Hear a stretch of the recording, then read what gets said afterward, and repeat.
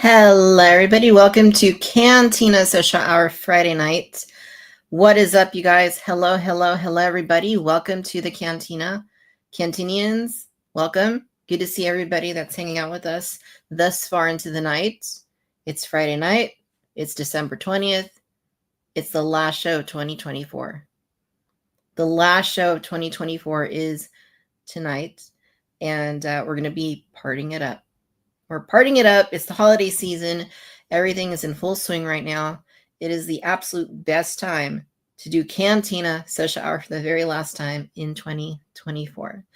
How are you guys doing? It's good to be here. I'm very, very, very happy. I really, really genuinely am. You guys make my Friday night. You've helped to make 2024 very, very special for Victoria's Cantina and for everything we do, right? I mean, this is all for the fun of it. It's all for the love of toys, the love of collecting. And, we're all just very happy to be here hanging out. We're very happy to have this forum for which we can conversate and come together in a very positive way. And you guys are hugely responsible for that. So thank you very much. By my count, this is the 46th show this year. There are 52 or 53 weeks in a year, and we've done 46 shows. So we covered that very, very well this year. I think this was definitely the most active. And, Social Hour has been going on a few years now, but this was definitely the busiest year for the show. So thank you guys very much. Really appreciate it. I know some of our regulars that are always here with us, like Adam, like Dodgson, like Mary, like Britt, like Chad, a bunch of you guys. Thank you very much for coming on here every week and supporting and just hanging out. We really appreciate that. You guys are what make the show special. It's not me, it's you guys. Thank you for your participation, for your love, and for your support this entire year. And I'm really looking forward to seeing what 2025 has in store for all of us. Definitely it is lots of love with love. Social Hour support group. We'll take it. Dodgson. Thank you. All right. So a few housekeeping things, you guys, before we get started. So I know I mention every show, but I have to. If you're doing your online shopping and it's not too late to do your Christmas shopping, right? We still got some time. If you're going to Entertainment Earth, make sure you're using promo code Victoria. It's a very, very, very expensive time of year. And any penny that we can save, any dime, nickel, quarter, is something that, we can put into other toys, right? So use that promo code Victoria, get 10% off your in-stock purchase on Entertainment Earth. So just leave that there. Promo code is just Victoria, just like my name, very simple. And be sure to take advantage of that because it's there for a reason. It's there for a reason. Other thing I want to mention, and you guys know this because I talked your ears off about it over the last couple of months. So I got to throw it out there one more time before the year ends because I'd be remiss if I didn't do that. Sounds of the Cantina, the new album of Victoria's Cantina music. This is really the soundtrack to anything Victoria's Cantina is out. It was released on December 3rd, full album, 12 tracks. Anywhere you get your music, if you have a synthwave fan in your life, a relative, friend, may I suggest Sounds of the Cantina? Possibly a good stocking stuffer, possibly not, depending on the kind of music that your loved ones are into. But hey, we got options, right? Sounds of the Cantina is available anywhere you get your music: Deezer, Spotify, Apple Music, Amazon Music, just everywhere. Anywhere you get music, if you're going to find it. So you can either stream it or you can download it. If you choose to purchase it, your choice. Last I checked, the Billboard 200, it was trending at number. No, I don't know. I don't even think it's on there. But a girl can dream, right? Anyway, Sounds of the Cantina. This is one of the biggest things for me this year was completing this album of original music that I've been working on for years, going back to 2018, and it's finally out, released into the world forever and ever. It'll be out there floating out into space, right? Because everything leaves the earth and goes out into space. Maybe the aliens are grooving to Sounds of the Cantina at this point. I don't even know. Who knows? I don't know. But for your consideration, Sounds of the Cantina. In addition to that, let's see what else we got here. Okay, Cantina Social Hour will be returning on January 17th, 2025. That's 4 weeks from now. Going like this, 4 weeks. 4 weeks from now. It's been a long week. 4 weeks from now, we will be back. Cantina Social Hour. Like I said, 46 shows this year I did. I need a little bit of a break. I need to re-energize. I need to recuperate. I need to be inspired yet again to continue to, summon all the positive energies and all the creative juices and all that stuff, and let the magic flow once again, so that I can come back refreshed for another year of Cantina Social Hour. And January 17th, 2025, we will be back. That is 4 weeks away. Until then, I hope that everybody, I know it sounds like we're closing the show. We're not. We're starting the show, I promise. I hope that everybody has a very happy holidays, a Merry Christmas, a Happy New Year, whatever it is that you may celebrate. Just be well, be safe, and live positively. Make a positive impact on other people in your life, and just lift them up a little bit more, and add to their day, add to their lives, contribute in a positive kind way. But yeah, I hope you guys get well rested too. I'm really looking forward to my winter break, because I'm done today. I'm on winter break now, and I'm really massively looking forward to it. I'm looking forward to working on my novel, because I've kind of neglected that in the last few Sounds like Cantina kind of took over my life for a little bit. It seems like, at least my creative life anyway. So I will be definitely putting some time into my novel, and my goals for that to be out next year, early next year. So it's almost done. It's almost there. You guys, this novel is like, I'm talking about Sounds like Cantina, but this novel is like, it's like everything to me. Like, I can't wait to put it out there into the universe. But yeah, that being said, we have a great show for you tonight, as we always do. Thank you for hanging out. Cantina Social Hour Friday night. And we got Toy Shiz, the one and only mystical, mysterious Toy Shiz, is going to be joining us for the very first time ever on Cantina Social Hour. Tonight, you guys, that's tonight. That's like in a few minutes he's going to be on here. He is, for real. I'm not making it up. He's here. He's definitely here. All right, let's see what else we got here. I think that's all the housekeeping stuff. So tonight we're talking about McDonald's Happy Meal toys in Japan. We're talking about Spin Master, Batman Forever. You guys seen this stuff? We're talking about Hasbro Star Wars news from this week. We're talking about Hot Toys. We're talking about the best toy licenses of 2024. We're talking about our favorite toys of 2024. And we are talking the brand new Superman teaser. We're talking Skeleton Crew. We're talking about new acquisitions added to our collections, and you'll be able to add your acquisitions added to your collections when that segment comes up. All right, so let's not waste any more time here. Not that we're wasting time. I think we're using time productively, but for the sake of the replay. All right, so we're gonna go ahead and bring in our pal Toy Shiz. All right, here we go. Now this is pod racing. All right, joining us for the very first time ever, Cantina Social Hour Friday night, we got the one and only Toy Shiz with us. Toy Shiz, how's it going? Victoria, how are you? Thank you for having me. Thank you for being here. It's great to see. Well, it's great to hear you at least. Right? Yeah. Well, I can confirm that I have met Toy Shiz multiple times in person, and he really is a giant logo that floats around the room. It's a different person every time. Just FYI, there's several of us. So, but yeah, like I said, mysterious, magical Toy Shiz. Yes, but welcome. I mean, I know I think we kind of talked about doing it before. You've been on Cantina. What's the name of my show? Cantina Chatter podcast.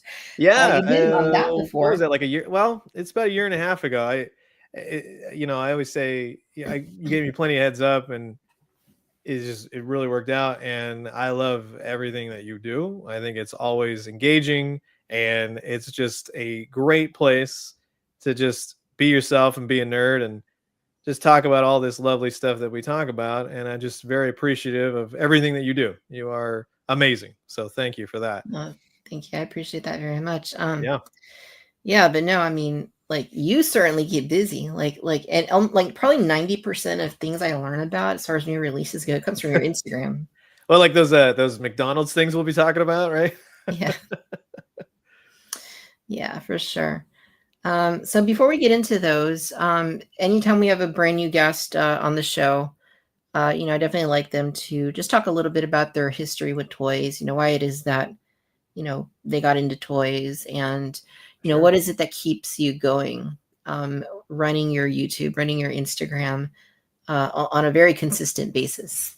Like I always tell the story, it was something that, I've been collecting since I like to kind of level off at 5. We'll say 5 years old is when, as far as I can remember. And then as you kind of got older, you understood the idea of collecting because you would just kind of go to garage sales and find anything. And it takes a while to kind of understand your interests and what's on TV and what movies are you watching and cartoons and all that kind of stuff. And it wasn't until, we'll say, like the Toy Biz days is when I really understood the idea of what collecting was. And ever since then, it's been pretty much nonstop. I did take some time off when going to school and college and all that, but I was still collecting, rest assured. It was just more of like a laid back, we'll say.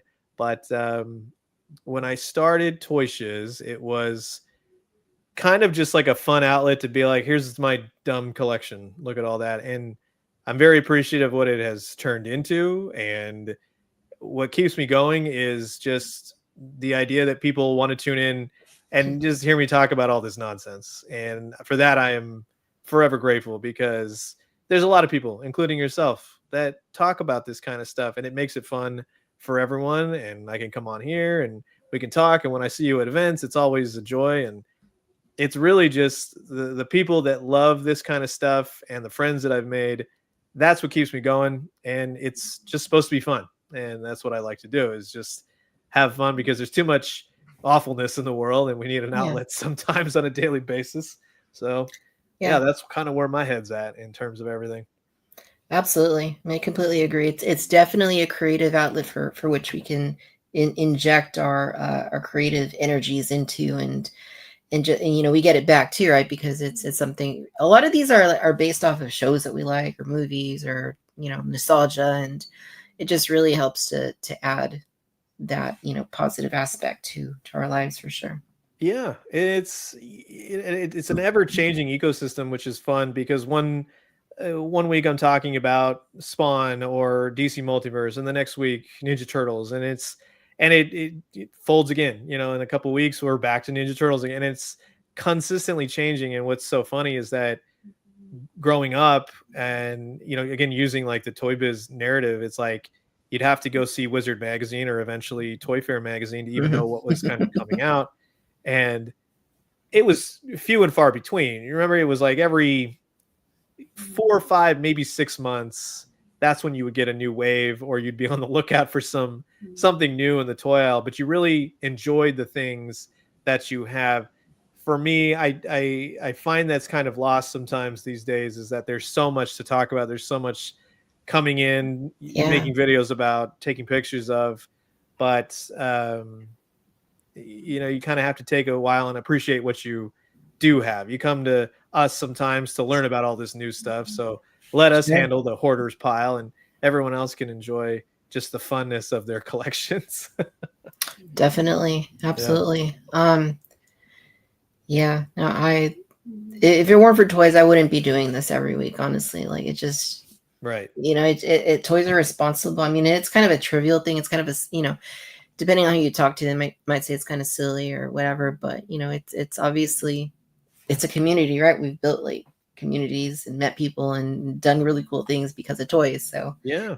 It's funny now how the world has changed, especially in this community. And it's like, back in the day, especially when I was in high school or something like that, yeah, if you like this kind of stuff, if you liked Marvel or Star Wars, DC, anything like that, you're the nerd, right? It was still at that time period where they take your lunch money and all that, that kind of mentality. But nowadays, as I like to say, and the people will disagree, like, oh no, I'm not a nerd. I'm like, if you watch Netflix, you got a favorite show? Yeah, like that. You're a nerd. Everybody's a nerd now. But now we're on, instead of, oh, you're a nerd and I'm the jock. Now it's like, well, I like this Spider-Man and you like this Spider-Man, and we're going to argue about it. So, yep, definitely.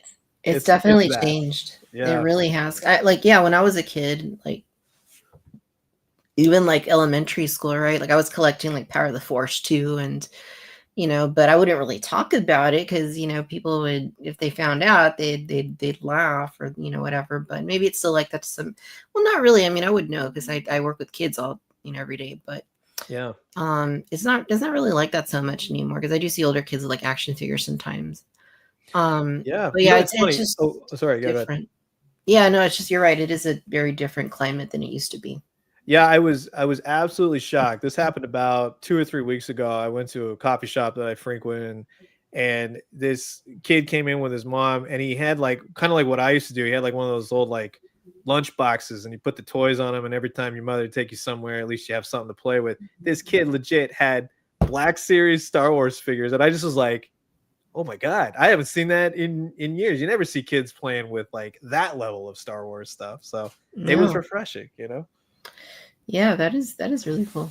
Yeah, I'm like, wow, your mom, she's got some money, or she got them for you on sale. Hopefully, something. Yeah, that gives me hope for the future. Right.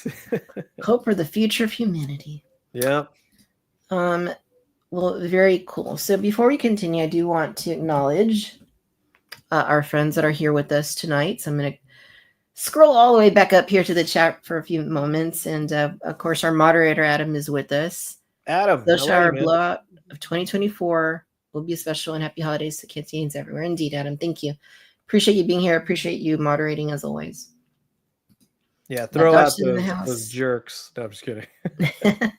Thankfully, there's not too many of those around here. Very that's good. Rare. That's refreshing. Yeah. Very, very, very rare. Hey, and they're all just very passionate people. That's what we have to understand. Right? They know what they like. Sometimes. And if they're not, Adam will politely escort them out of the premises. Good man, Adam. Good man. We got Dotch in the last stream of the year. Let's make this a good one. I hope it's always a good one, but we're going to do our best tonight. Let's see. We've got. Yeah, no pressure. We got to make this like, I don't know. We got to do something now. We got to make this good. Oh, yeah. I have to get up and dance or something. No, you don't want me to do that. Let's see. We got Paul with us. Hey, Paul, how's it going? Good to see you. Got Nicholas H. How's it going, Nicholas? Thank you for coming in this evening. Pico B1 is with us. Hello, Victoria, and hello, fellow Cantinians. How about a round to your of your best to a wonderful season with my fellow scoundrels? Cheers. Absolutely. Cheers to you, Chad. Thank you for joining us. We got Bettery Bob.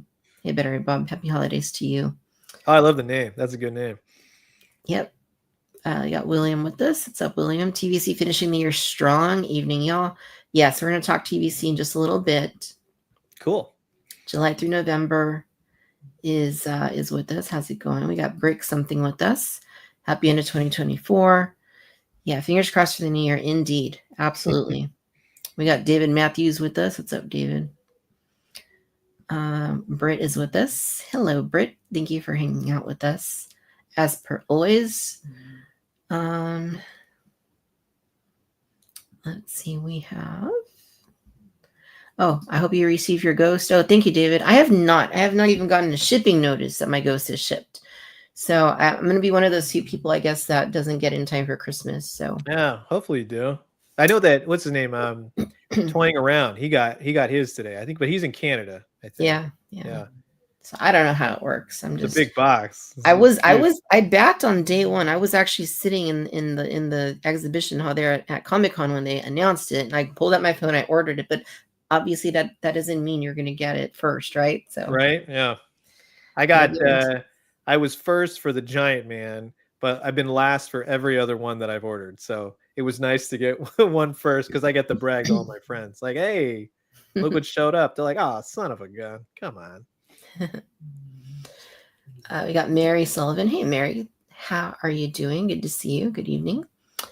We got Zarnista Studios. What's up, Zarnista Studios? Good to see you. Happy holidays. Thanks for getting your content. Thank you. Bettery Bob. There are other styles of music besides synthwave? Oh, I guess there might be. No, there's not. Adam says, finally purchased my copy of Sounds of the Cantina tonight, but I really think it should be released on CD and cassette. First of all, thank you, Adam. I'm glad that you were able to pick that up. I am looking at options for that. I can't say a whole lot else about it because I don't want to, say that something's going to happen and then it doesn't happen. I am looking at options. But it's going to depend on how well it does in streaming first. If it does well in streaming and downloads, then that'll open up the door to that as a possibility. But as of right now, I don't know. We'll have to wait and see what happens within the coming months. But yeah, vinyl would be cool. It'd be cool to see it on vinyl for sure. I'd love that. Heck yeah. Let's see. Brick something says, congrats. Me too. Turned on my grades and I'm on break for 2 weeks. Nice. Have a good break. Nice. Hope your grades turned out good. We're going to know. You got to have good grades in order to come back here on Victoria's social hour. Yeah. Dawson says, no shiz, really? Yeah. Are you joining us from Shiz University, Toy Shiz? Yes. Toys Plo Shizington University, in fact. So I just saw Wicked the other day, so there's probably gonna be references. I can't help it. No, go for it. Let's see here. Charlie the Unicorn's with us. Hey Charlie, good to see you. I saw you yesterday. Was it on Lael's show? Commenting for the Range Trooper release. Diablo Cooling. Hello, I have Save Sounds and Cantina on playlist and Spotify. Thank you. I appreciate that. Hope you're enjoying it. On Facebook, we got Gary with us. Hi, Gary. How's it going?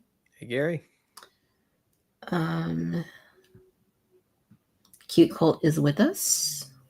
We got Rick Jones. Oh, yeah. No problem, dude. Thanks for using the links. I appreciate it.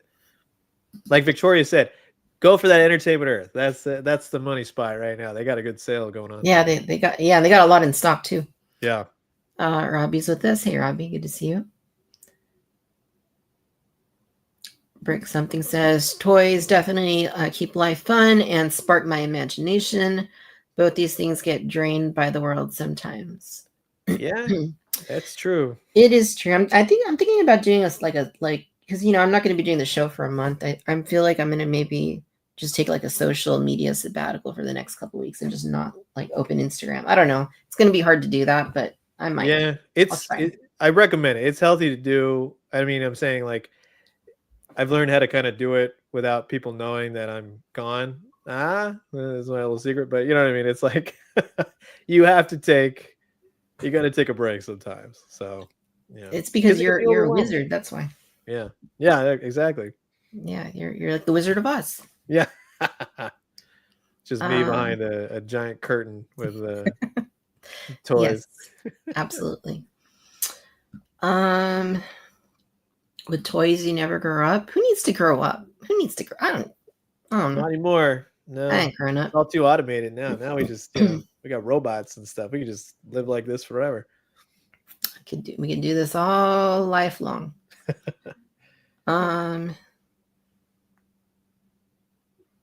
That's a cool story, Brick something. Met an 11th grader at my school today who walked into my classroom and was shocked by my toys.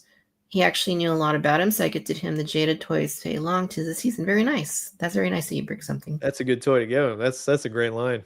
Yeah. Let's see. July through November, God is Ghost. That is very cool. I hope I see that in new acquisitions later. I hope I see a bunch of people saying they got the Ghost. Because I didn't get the Ghost. Spoiler alert. I didn't get the Ghost.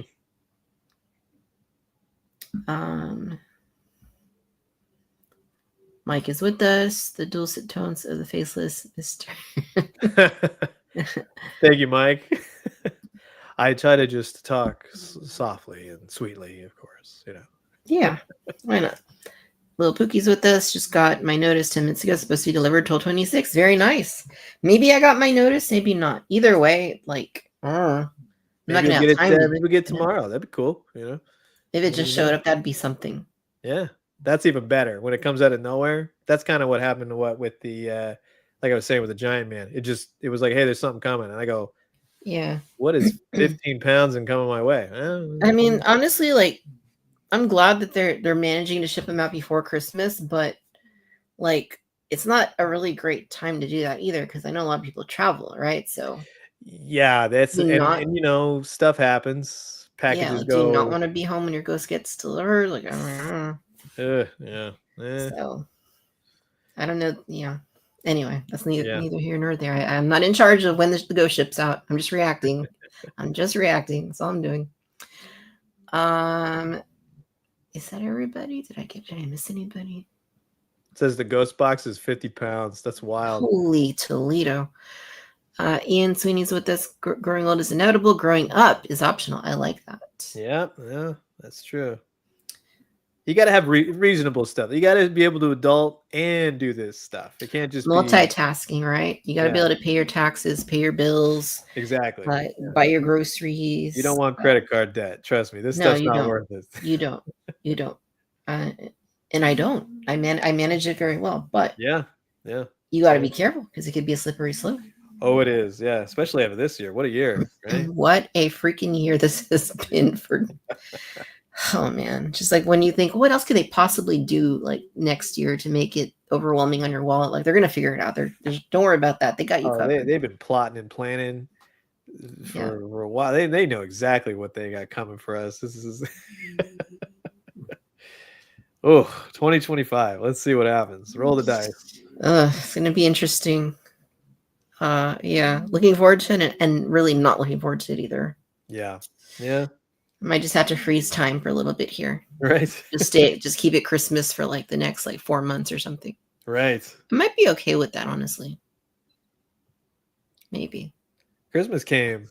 Well, I know that's always the thing to say, right? Wow, I can't believe it snuck up on us, but it did. I just feel like this year went slow, then fast. It was like nothing happened, boom, didn't stop. I know. These last few months, especially with just collecting like November, December, man, overwhelming with big things too, like really big things. Yeah, it's embarrassing, but in my office, I have like a stack of Batmobile boxes right now from McFarlane. Every Batmobile under the sun. Oh yeah, I have. Yeah. Oh yeah. More on that later this year, right? More on that later. We'll cover that later. Sure. Yeah. All right. So let's go ahead and get into it. So we got these. Okay. I hope I have this name right. I just copied and pasted it from your post. Neon Genesis How do I say that word? It's as far as I know, it's Evangelion. Evangelion. Okay. Yeah. Toys at McDonald's. All right. So, this is new. This is something that I learned from your Instagram. That Well, and you. I'm still not fully understanding like the way it's working. Is it like in every Happy Meal, or is it because they seem like they're kind of big, right? They're like bigger than a Happy Meal toy. You know, okay, so I spent, you know how you fall down rabbit holes and you're like, okay, well, I know that very well. For me, I don't like to do like, you know, you gotta, if you're gonna do news, you gotta give the people what they want, right? And I spent probably about an hour and a half kind of doing like I went on the website that they have and was attempting to translate using like Google, like you cut and paste kind of thing. And basically, from my gist of things, is that it's a box set. They have pictures of it, so you get 3 in a box. But with Japanese stuff, it's always like in the vein of like a lottery system, which I guess that's kind of what they're doing. So you sign up. There's the website is at the post right there. If you can kind of navigate it, it's all in Japanese. But essentially, you would sign up. And then they kind of pull your number. And I guess if you get it, then you go in and you get to buy it, like that kind of thing. Or if it's not translated well, you get to buy it via online and they ship it to you. Something like that. So it's interesting. And the commercial is bonkers. And that's my favorite part. I did see the commercial. I thought about playing it, but I don't want to just for copyright purposes. Yeah, just in case. Yeah. Even my own like Sounds of the Cantina music gets like copyright strikes. I don't know how that works. It gets copyright strikes. It's my own music, so it's like, of course, right? Any little thing, right? So this is the site here, And I mean, I know a little bit of Japanese, but not enough to say what this says. Oh yeah, no, So it's heavily Japanese, like where I'm just like, nope. I know it comes out or it starts like I think the 5th or the 1st of January, something like that. yeah, Or the maybe 10th. something Maybe like it's the that. 10th. Yeah, I don't know. Anyway, it's really cool. Yeah. It's really cool. You know, I love what they do at the for Happy Meals in Japan. Like they're just always like really they're always a cut above what you see in the US. Yeah. You know, I've you know, I've been fortunate to go a couple of times now in my life. And last time I was there last year, in the Happy Meal toys, they were doing you know, they have the high speed rail, the Shinkansen, and the Happy Meal toys was like a piece of the Shinkansen train, right? So if you Yeah. bought like every single Happy Meal, you would get like each part of the train, which was really cool. It's like that's just awesome. Like I would even if they were selling those in the US, they'd probably be a hit. Like you know, even though we don't do high speed rails because we can't figure it out, at least on Right. the West Coast anyway. Yeah. Um, but Be nice. Yeah. yeah, but yeah, they do really cool stuff over there with the Happy Meal toys. So it's They do. I wish. I missed out on that Tetris Chicken McNugget that was in China. Did you see that? Yeah. My friend was in China at the time, and I go, okay, like just hear me out. Can you go to McDonald's and get me this? And he's like, what the heck are you talking about? Somebody that's the best is when you know, a lot of my friends, they don't care. They don't know about any of this stuff. It's just, this is my thing. And so when I say, hey, go and get me the Tetris Chicken McNugget, they're like, dude, what's wrong with you, man? Yeah, and it's okay. I do things like that too sometimes. But Yeah. yeah, pretty much every other McDonald's outside of the US is better than American McDonald's. Like, I don't know why that is. Just the food's better. And Yeah. like at least when I've traveled internationally, like McDonald's are always like they taste better. Like the ingredients are fresher. I don't know what it is, but No, I agree. Especially in like England and stuff like that. yep. It definitely tastes. There's something in favor of those places as opposed Yep. to here.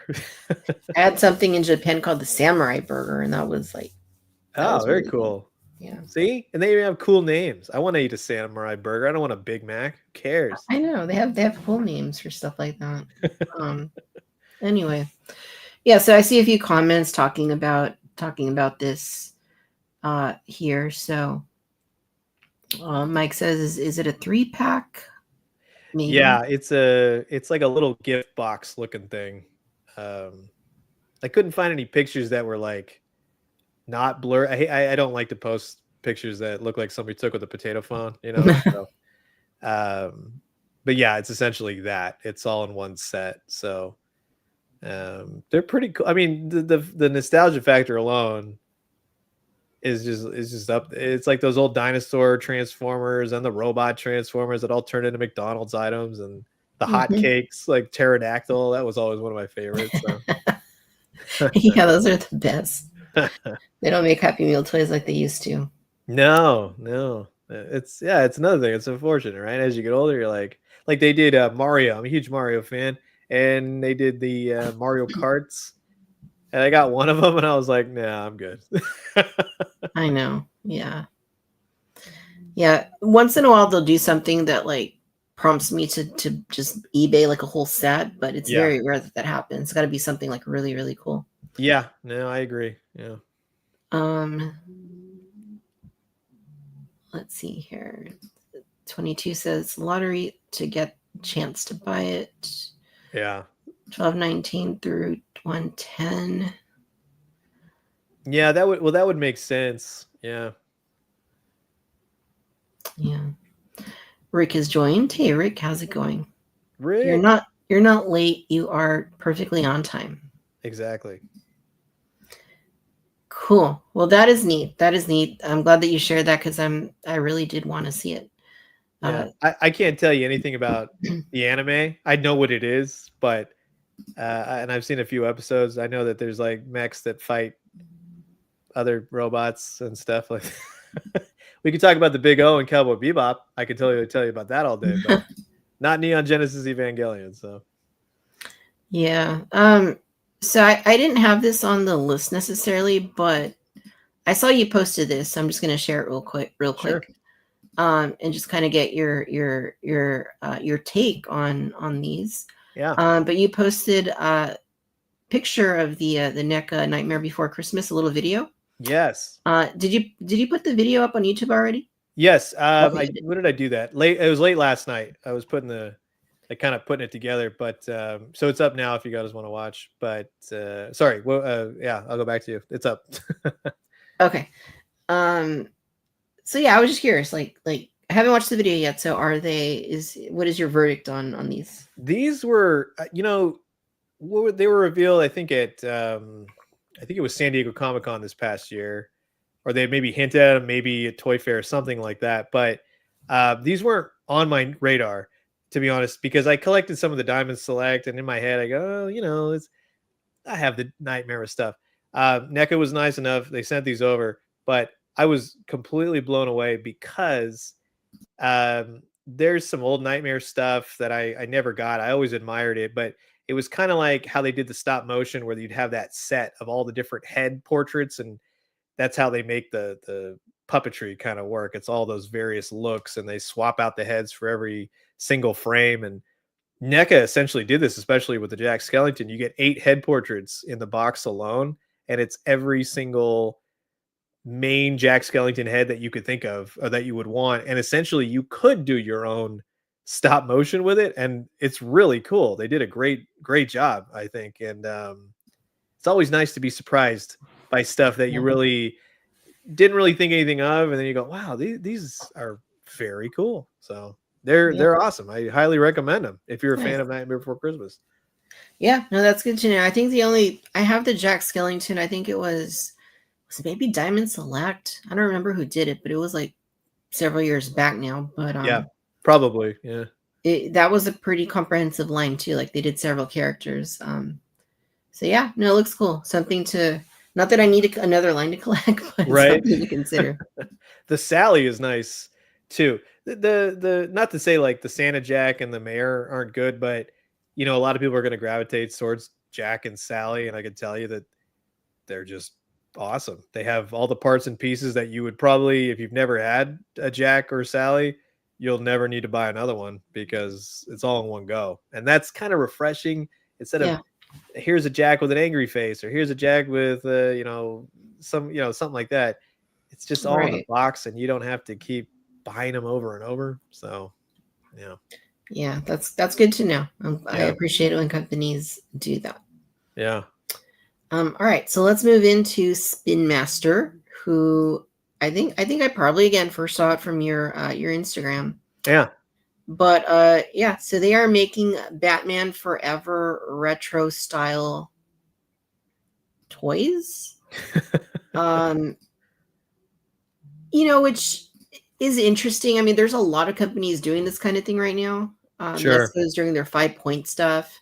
Yeah. McFarlane's doing, they're covering like the whole live action period of Batman. So Spin Master is getting in on the action, I guess. Now, I guess they saw what everybody else was doing. They said, hey, well, we can do that too. Yeah, nostalgia. And we can actually make them look like they were made in the 1990s. Yep. Well, what do you think? Well, I'm trying to get this picture there we go. I like the Batmobile. Like that is cool. And I think these are scaled to the original Kenner figures, which I think were 4.5 inches, I want to say. Yeah, that was kind of like the mystery, because in the original article, or the one that I got it from, was from the Toy Insider, because I'm good friends with them. And they had the link and they showed it off. In their article, they mentioned they were 5 inches. I've seen other thing where they said, like you said, 4.5. As far as I'm told, these should be the exact height of those old Batman Forever. There shouldn't be much change, if any. But sometimes when we're told that, it maybe they're a little bit smaller, maybe a little bit bigger. It all depends. So, but they should be around that old school line. But the Batmobile is definitely cool. I just got the McFarlane one, so yeah. So I mean, so that's what makes me curious. Like the scale is going to dictate like the Batmobile size, right? You would think. And I mean, I'm a very straightforward when it comes to this stuff. I like 3 3/4. Like, I mean, like Sure. today's day and age, 3 3/4, unless you're doing like what McFarlane's doing, you're doing like a 6 or 7 inch scale vehicle. And Yeah. anything between that for me just makes it very frustrating for one. Yeah. It really messes with my OCD. But then two, it just makes it harder to integrate things that are like in a weird scale, like onto the toy shelves. It's like part of the Yeah. reason I don't do like 8 inch figures or weird things like that, like 10 inch figures, because some Sure. companies do weird stuff like that. So I want to know more about the size of this thing and like how it's gonna integrate onto the toy shelves. But I mean, it looks cool. Yeah. I love the throwback packaging. Like that's very, very much what we saw on toy shelves in 1995. I think it looks horrendous now, but I mean, obviously it's a tribute to what they did back then. So it's understandable that that's how it looks. That's something, I'll kind of be talking about it more in 2025, but it's interesting to see. Okay, let's ask the question: who are these for? Is it for you and I that remember Batman Forever? Are these for kids in the toy aisle? Do they even know what Batman Forever is? Are they just planning on selling it because it's Batman? It's all interesting to me, like what their mindset is. But I feel like if a kid saw this, they would probably be inclined. It's just a cool looking Batman and a cool Batmobile, but that can kind of go either way sometimes. It's all kind of up in the air. Maybe they're relying more on the parents going like, Batman Forever. Oh, I remember that. Yeah, let's get it. I love Val Kilmer, which that is my favorite Batman movie. So, of course. Yeah, I mean, I think about, I'm looking at this picture here of the figures. I know for you guys watching at home, it's a tiny picture. You can see better pictures of these on the article here on a Screen Rant or by going to Toy Shiz's page. But I don't know, if I was a kid today, 2024, and I saw these very distorted looking figures on the shelf, I mean, would I want them, or would I think like, why does it look like that? No, I don't know the answer. yeah, and I think about that a lot. And if going with my gut feeling, I would think, kids are fickle. I don't see them really gravitating more for this. This is probably especially for collectors. But I guess if anything, and I always say this now, but it always remains to be seen. Like in hand, it changes your perception of them completely all the time, and it's fun to just kind of banter back and forth about the photos and what we're looking at. And a lot of times, especially with McFarlane stuff, it's always better in hand. Sometimes pictures don't do them justice. But honestly, what I would love to have seen is the Kenner form, but actually do them more in a non cartoony or like the kind of beefed up style. Do them more in like a normal style that's different than what they did in the 90s. That's where I really would have liked to have seen, because as people have pointed out, like the characters that they use or the molds they've used, they've had to change stuff. They took like a weapon off of Two-Face, and they kind of molded, or they kind of put two Robins together, the head from one, the body from another. And that to me is like, well, why not just do 4 new characters, right? Do the main 4 and do the Batmobile. There you go. That'd be fun. Yeah, I agree. I would prefer to have seen these just be regular, like what Spin Master does with the regular kids line. I mean, they're not the most natural proportionate looking figures either, but sure, something like that I think would have been a little more what I would prefer to have seen. Yeah. Because it's kind of like, this is 1995, right? That's when Power of the Force came back, and you remember how those looked. Oh yeah. Like, would I want Star Wars figures to look like that today? No. So I would. I'm sorry to say that. Only because I still absolutely love that Star Wars line. So I wouldn't necessarily like when they did that retro Black series, I would have loved to have seen that just for like one wave. I don't think bringing it back, full blown, like do a Vader, do a Luke and Han, like the core 6, 7, like something like that. But no, I really don't want them to bring that back once again. The Roid Rage line, right? Can you imagine if they did like the Black series but Power of the Force 2 style? I mean, that would be kind of interesting, maybe. I have thoughts on Star Wars. You know what I mean? It's just like something to kind of jazz it up. But I know a lot of people here love what Star Wars is doing. You know what I mean? So it's like it's all about individual taste. But for me, Power of the Force will always be my ideal Star Wars. Yeah.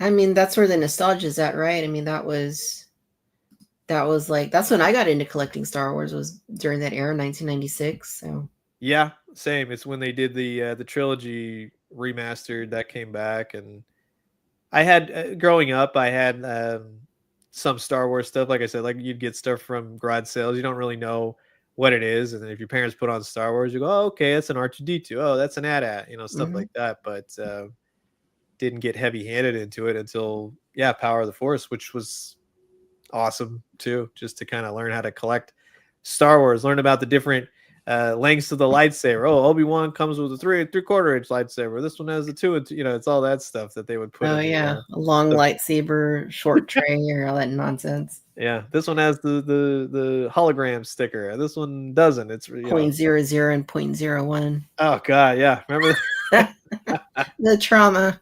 that? Oh man. Anyway, yeah, I mean these are neat. I'm going to be honest, I'm going to buy them because I'm too much of a sucker to not buy them. Yeah. I'm going to pick them up. I've really been digging what Mezco is doing with the 5 points. I mean, I picked up their Batman animated. How do you like those? Oh, I really like them. They're great. I just opened them today and took a look, and I was overall very, very happy with them. They're a lot of fun. So yeah, and I love having the Batmobile in that scale, that 3 3/4 inch, and I can't wait for the 89 one to come out when they do that. Sure. When that releases, and we'll see what else they do. They did the Batman 66, and I do have that one too, and that one's great. But will they do what McFarlane's doing and just release all of them? We'll see. Yeah. I like the simplicity of them. You're not sitting there talking about, okay, this doesn't articulate the way I want. You're swapping out arms and item holding arms and the face portraits, and the simplicity makes these figures fun for me. They're not going to be for everybody, but like you said, and for those of you that space is kind of an issue. They're tinier than you think, and that's also kind of a certain charm to them. So yep, I'll have my video up later tonight. I already recorded it. I just got to edit it, so it'll be fun to talk about them. Spoilers, they're cool. They are cool. Brian saying my holy grail new release of the year would be the Spin Master Batman Returns 3 3/4 inch Batman. Yeah, amazing figure. They are so hush with their releases. They would suddenly appear in Target and eBay. Yeah, that's true. They are. Yeah, but again, I mean that it'll be neat to see what they do. The one they did for the Flash was nice, the Batmobile. Yeah. So I imagine if they did one, they'd probably be that, right? Maybe repainted. Maybe, I don't know. Sure. Unless they did the Bat Missile, that'd be cool. See that, and talking about the Batman Forever Batmobile, I didn't remember this. Somebody pointed out to me the front blasted off like a missile. It doesn't do it on the new one, but I like stuff like that. I like when you have spring launches and missiles and that kind of thing. That makes it fun, where not everything has to be such a collector's item all the time. It just can be a toy, and that's what's cool about it. Yeah, absolutely. They got to strike that balance, Right, and I think that's that's what I would expect Spin Master to do. In all honesty, I think that they, McFarlane would be the collectors and everything else, and Spin Master's just like, yeah, we're just doing wild stuff over here. So, yes, indeed, will be interesting to see what they concoct next. Sure. All right, so let's talk some Hasbro Star Wars. Okay. All right, so I'm gonna pull up. I always say this. I'm gonna poach the images from my friends at banthaschool.com. So there was a new Black Series set and a new TVC set. We'll start with Black Series. Okay. So another one of these 2-packs. They've been doing these for the last year or so. I think the last one they did was the Phase 2 Clone Trooper with the Phase 1 Battle Droid. They're just the all tan Battle Droid. So now they're doing Super Battle Droid with Phase 1 Clone Trooper. And these are just, it seems like just repacks. If we look at the pictures here, it doesn't look like anything is different. Yeah, not as far as compared I can to, tell. Yeah, yeah, I mean, it looks like the same thing once again. So if you Army already have builder. these, not really anything new, but you know, if you're an army builder and you need more of these, and you know, $40, it's not horrible. You know, it's just an easy way to build up your Black Series armies. Yeah. They, you know, it's I very much pick and choose of Black Series these days. After I know we're going to get into the new show, but I haven't seen them on store shelves. But Skeleton Crew is something I am interested in picking up. But usually, if there's a cool alien like the oh man, what was his name? The Disneyland exclusive one. He has his own little shop in Disneyland. Like he looks like a hammerhead. Oh yeah, Doc Ondar. Thank you, Doc Onder. That's a cool figure. That's kind of like my mindset when it comes to Star Wars in general. Like if it really like blows me away, that's the characters that I want. I'm not a huge fan of the or at least in collecting like the old you know, the pre-trilogy kind of thing, and then the new stuff. It's not to like knock on it. It's just I prefer the classic stuff or Shadows of the Empire, which is coming soon, which I'm totally stoked on. But yeah, it's always one of those things where, you know, Star Wars fans, if they're happy with this kind of stuff, they're going to keep making them. And I think that having a stormtrooper and a battle droid, you can definitely get a good setup on your shelf if you collect these things. Yeah, no, it's true. Yeah. Yeah, so that's that set there. And then of course there is the set that I really want to talk about, which is the Star Wars The Vintage Collection Special Action Figure Set, The Journey of Anakin Skywalker. It has two Anakin Skywalker figures proper, and then it has one Darth Vader figure.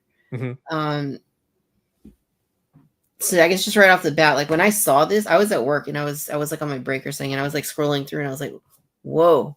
Like I was like, I cannot wait to get off work so that I can look at this a little more thoroughly. Yeah. But like honestly, like outside of the HasLab Cantina, like this was the most exciting, for me personally, exciting release that I've seen this year for Vintage Collection. Oh, cool. Yeah.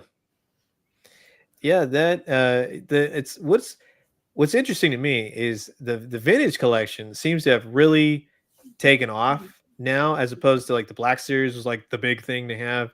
It's nice to kind of see a return to form of just like the old school 3 3/4 inch Star Wars. And I mean, the tech on these things, I do look at them, you know, when I see them on store shelves, and I mean, they're doing a great job in terms of facial features and having all the cloth goods and stuff. It's not necessarily something I'm going to buy, but I can see why people are all about the Vintage Collection these days, is because they're just rocking it. So, and especially like you said with the Cantina, that's very cool.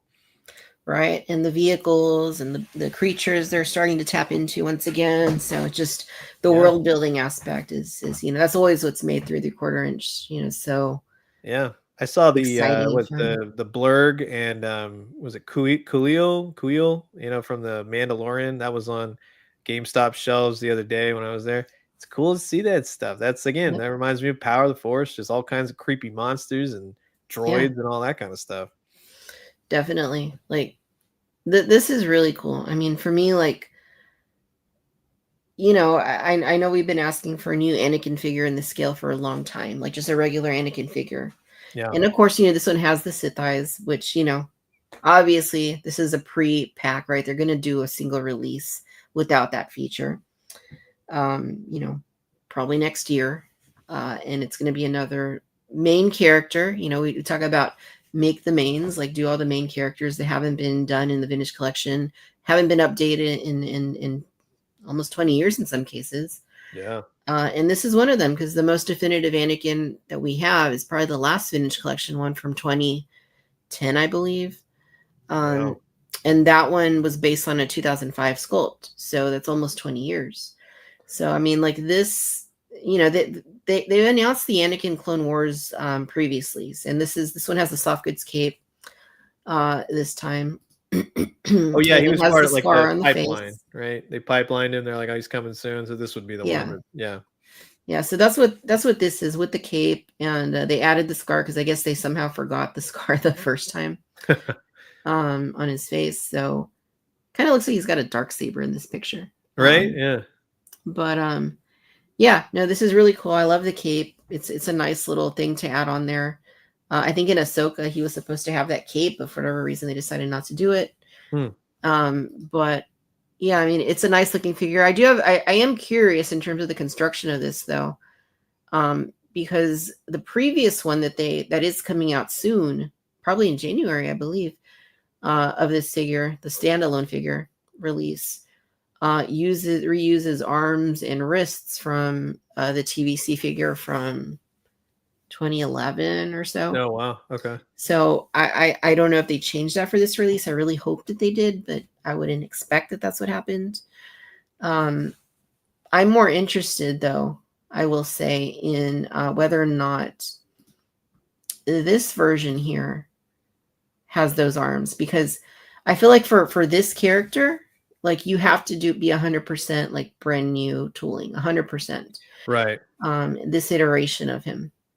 So I really hope that this one doesn't have any reuse, that it is 100% up to 2024 technological standards in terms of the engineering construction of the articulation system. Yeah, I mean, I would hope, because even what you're saying, the demand for an Anakin, especially for the vintage collection, and judging by all the comments, it looks to be that this one is gonna sell like hotcakes. So yeah, why not just do a brand new figure, and then you have that one for the next 20 years. I know, right? I don't even know I'll be collecting in 20 years, but hopefully we're all still here doing this, right?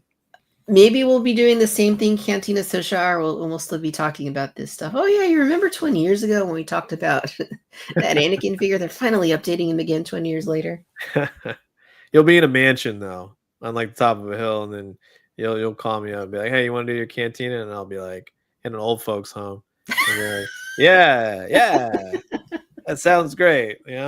Who what now?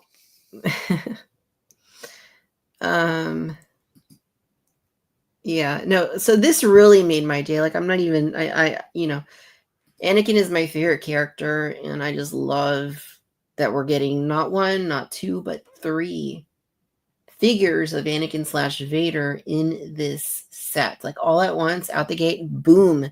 I love it. I'm 100% here for it. This made my day, the day that it came out, and these pictures are disappearing. And they gave him the open hand. See, that's cool. See? Yeah. Okay. So the open hand, there's a picture of him here holding it in 2 hands with the open hand. Now, I don't want to be nitpicky, but I am very particular, right? I am very picky. I feel like that open hand looks a little bit big. Maybe it's just the picture. Yeah, now you're saying that it does look rather large. Yeah. Maybe it's just the pictures. I don't know, but it looks a little bit grabby. Like it's kind of big. Yeah, we can't say that about McFarlane Supermans anymore. We know those hands are big when they have the Supermans. Yeah. So anyhow, the Sith eyes looks good. The sculpt, I need to see better pictures. I don't know how final this is. Sure. Yeah, that's, I always say, like, it's, and more and more it feels like the companies are taking, I mean, across the board, they're taking earlier and earlier photos, and then they're making changes, and then ultimately what you get is close, but it certainly can look a lot better most of the time. Sure. Sometimes, but yeah, hopefully in hand, it just looks a lot clearer, a lot better. Yeah, the head sculpt. Less small, maybe smaller hands, whatever. Yeah, and the head sculpt and the hand. We will see. He's got the red lightsaber, just like these pictures just keep changing. Just like the other Vader that's in this set. Look at him. He's got that runway walk going right there. Like with the cape breezing. Here comes Vader. Here he comes. Yeah, it's funny. I forgot where I saw this, but I saw a comment like on social media the other day, and somebody was asking, like, when did Vader ever have a clear helmet? like, didn't you? Doesn't the lightning give you any indication when this was? How many times we got to go down this road? We know why it's clear. Come on. Remember that old Walgreens Black Series Vader. It took me forever to track that thing Oh down. yeah. But yeah, that was fun. I had to That order was mine. that was a cool one. I think though. they sold him online at one point, and that's how I got him. But Oh, that's right. Yes, okay. Now it's all coming back to me. But I was the dumb one going in every store, going like, "Do you have the electrocuted Darth Vader?" And they're like, "What are you saying, sir?" I am so glad that they're not doing Walgreens exclusives anymore. I am Remember so that? glad. Yeah. That was the worst place to go look for a toy, because every time you walk in and then you walk out with nothing. Like, who does that at Walgreens? Nobody goes in and doesn't and comes out with empty handed, right? I always felt like the employees were giving me that stare, like, Oh, what did she always. take? What is she trying to pull off here? They're Like, like, "Sir, would you please just steal something so that we can get you on something? Like, just put this candy bar in your pocket. Come on." No. yeah, like, Yeah, is she always like that. Yeah. yeah, like, is she scoping out the store? Is she casing us? Like, It's like those memes, you know what I mean? Like, I bet he's thinking about other girl, the girl's laying next to the guy, he's on his phone. And in Walgreens case, it's like, I bet he's casing the store. And it's like, I just want to find that electrocuted Vader. Like, come on. I just want my action figure, you guys. I just want my action figure. The true reason of why you're there is sadder than any theft. So, yeah. That is so true. It's so true. But yeah, thank you, Hasbro, for not doing any more Walgreens exclusives. That's a gift unto itself. Yeah, I really appreciate that. Sure. Especially the Marvel Legends. My God. Yeah. Oh man, any of them. I like this picture though. Look at like this picture is really cool in particular because he just look like, I'm getting electrocuted. Yeah. Yeah, he's not enjoying his day. That's no, sure. No. And I mean, does he enjoy any day? He's got 4 robotic limbs. He has to wear this big helmet, and he probably like has to rebreathe his own air. He's got his own castle. He lives on Mustafar. That's good real estate. So he's got good things going. Some good things, better than others. That is true. I read this book. I think it was called Dark Lord: The Rise of Darth Vader or something. It was like 20 years ago. It was one of those, like, at the time, kind of sort of canon, like right after Revenge of the Sith, right? That era publishing, and I'm probably going to TMI there, but that book described in very great detail, like what all his outfit entailed. And it's like, yeah, he's got a catheter. He's wearing a catheter for sure. And I'm like, I didn't need to know that. Yeah. No, see, that takes away the magic. I don't want to know that the guy walking around Disneyland has a catheter, Oh my God. Oof. Yeah. At that point, I mean, Obi-Wan was doing it. Like, I forget who wrote that book, but it's like, I didn't need to know that detail. Who could have left that piece out? I didn't even know they had space catheters. See, Apparently they do. I mean, Jesus. I thought his junk got burned off. Yeah, why not?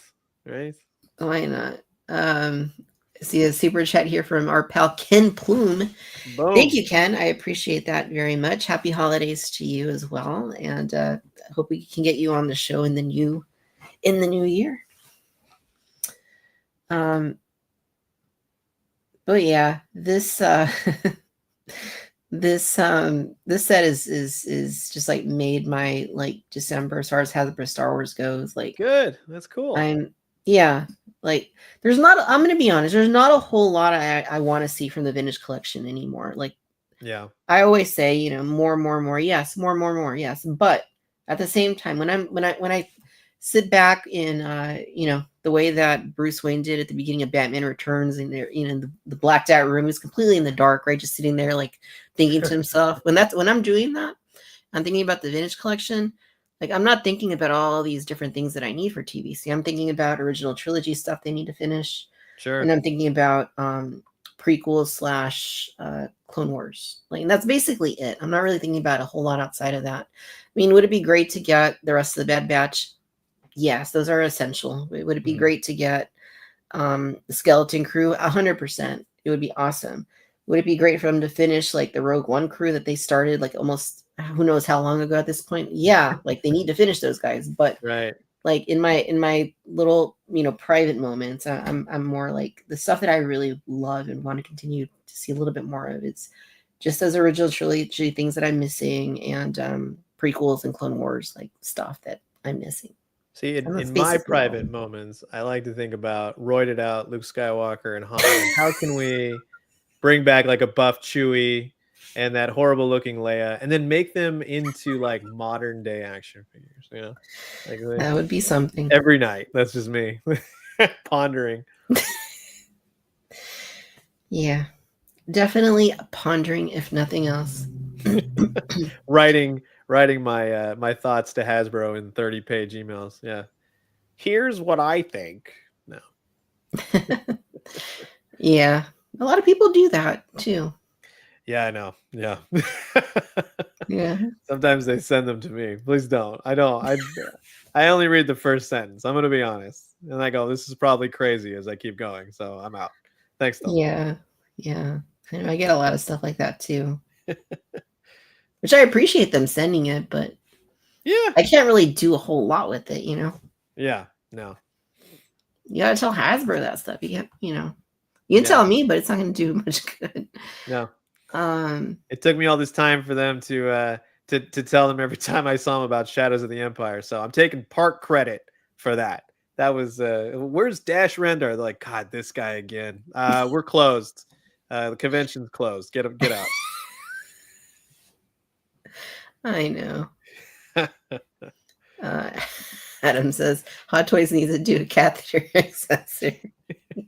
That could be a major selling point. Extra $50. I know, like the first ever like catheter for Darth Vader accessory. Val, cute call is a Val Kilmer face Leia. Yeah, that's. Remember that? Oh yeah, one? I never thought about that. She does kind of look like Val Kilmer, huh? Yeah, I remember getting that figure at Target, and that was the one that I was missing. And you can't say that you like really, you know, as going like, oh, you're thrilled, like I'm buying a Princess Leia, but then to get her home and actually look at it, you're like, what the heck is this? Yeah, and her dress did her no favors too. She was like impossible to stand. It was so awkward. So yeah, not a good one. Yep. Yep. Imagine it has her PR team, what they have to read day after day. Yeah. Oh God, I could just imagine. I don't envy that. Nobody in this group, but I know there are some out there that are Right. not as kind as this group. No, oh no. Like you said earlier, passionate. Yeah, passionate. Wink. Passionate to a fault. Captivator. Lando had a sizzles. Yeah, I'm looking at Lando right now. Literally, he has a 6-pack on his blue shirt. He does. With the cape, yeah. He does. That's like yeah, that's it's just wild that they did things, because that's not even like that. I mean, you look at it, right? It says on the packaging that it's supposed to be Lando, right? But I mean, you're looking at it, it's like, this is like if Carl Weathers was Lando. Right, yeah. And I always tell everybody, when I was a kid, honestly, I didn't really think anything of it. It's just because you were used to superhero toys. So in my head, I was like, oh yeah. And then later on, when you see like vintage collection getting into like normal aesthetics for body types and stuff like that, that's when I finally went like, oh, I get, okay, yeah. They are not just like super powered individuals. Totally get it. My bad. Yep. For sure. All right. Well, guess I'm going to close out of this here. Yeah, right. And we're going to continue talking about roided up figures. It just so happens. This is the roided out social hour. So yes, right. Roided out social hour. All right, Hot Toys. We're moving into Hot Toys. So oh, there we go. Yeah. Batman and Robin, you guys. Now Batman and Robin. nipply, Hot Toys said, what haven't we made yet that people are absolutely like yearning for? Oh, Batman and Robin. George Clooney. Okay, so right off the bat, this looks good. Say what you will about the movie. I know, we all know. But I always say this. I can separate a good figure from the source material. Like Right. this looks excellent. It looks really, really film accurate. Yeah.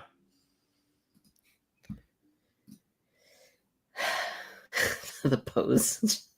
Does he come with an espresso machine? Is the real question.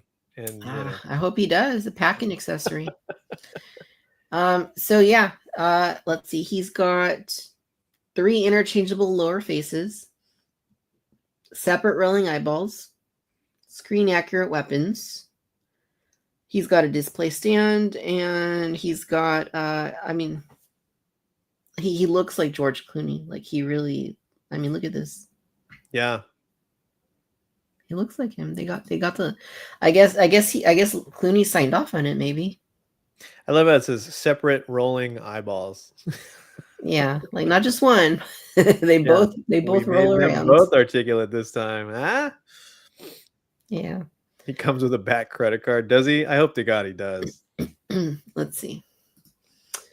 Because we can take a look here and see what all he comes with, and it's itty bitty, but I don't see a credit card. I see some batarangs. I see some bat cuffs. I see a grapnel gun, and some random like hook looking things. I don't know. I don't know what to say. They're like hook looking things. No, you know it's funny. You think about it, like the stuff I remember him having. He had that laser, right? Everything to like melt ice because he was going up against Mr. Freeze, so of course he would have all that. Does he have the bat ice skates? I don't think he does. See, this you got to start over. Hot Toys, redo it. I may have to pass on him just on that alone. Yeah, and I want to be able. He has to click his feet together, and they pop out, and then they pop back in. See, we should be making toys. I know. Hot Toys, you can hire us. We'll take care of everything. It does look really good, and it's funny you say that because yes, at the time going to see that movie in the theater, even as a kid, I was like, what did I just watch? You know, like, and to go from Batman Forever, which I really did truly love, and I get it, it's corny, but it's one of those where it just resonates with me because of everything that was going on around that time period. Plus you had all the cool McDonald's tie-ins with the glasses and the superhero sandwich and like all that kind of stuff. That's actually a good example of like a first foray for me into like the total package of marketing, right? It's hitting you on every level as a kid. You got cool movie, toys, food, cups, like everything across the board. Everything under the sun. Yeah. And then to go to Batman and Robin, it was a departure, especially with Batman the animated series and like the ideas of the characters that you have, especially with Bane, what they ended up doing with Bane. Yeah, it was a mess, but it's a great movie now to watch and just laugh and have fun with. It's amazing how that works out. So definitely, a lot of people talking about the rolling eyeballs. Adam says, I don't understand the concept of separate rolling eyeballs. Eyeballs do not roll separately. You know, I think if they would just say posable eyes or something like that would just sound a little more concise and to the point. Normal. Like, when you say separate, a little less horrible. When you say separate rolling eyeballs, it just sounds a little, you know, to the passerby, it just doesn't sound quite right to say separate rolling eyeballs. If you just said posable eyes, then I think most people would understand what you mean. Yeah. See, like the guy right there, he says, make him cross-eye. I was thinking about doing like the Homer Simpson, you know, where the eyes go off to the side, you know, that'd be fun. Yeah. You know, I did that because they've been doing this for a long time. Like I have the Batman Returns one from like 2016, something like that. And he had separate rolling eyeballs and I did make him cross-eyed like for, and just for like an Instagram like post or something. Yeah. I'd still be up there if you go back that far back. I have a terrifying, horrible confession, but it's for the Cantina social hour. I have never had a Hot Toys figure. Never had one. But they look darn good. That's not a bad confession, and also you're saving yourself a lot of money by not.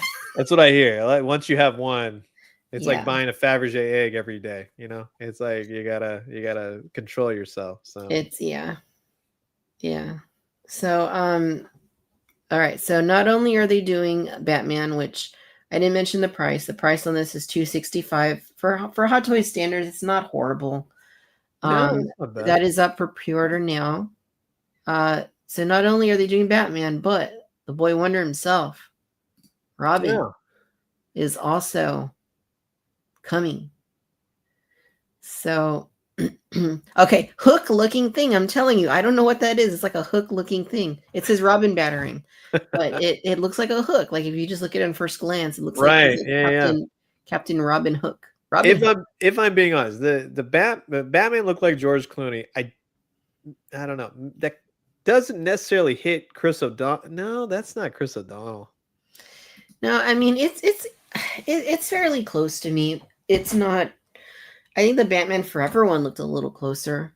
Yes, I do remember that one. That one looked good. But he had something. Yeah. It's kind of weird that one would look so accurate, but then this one's maybe a little off.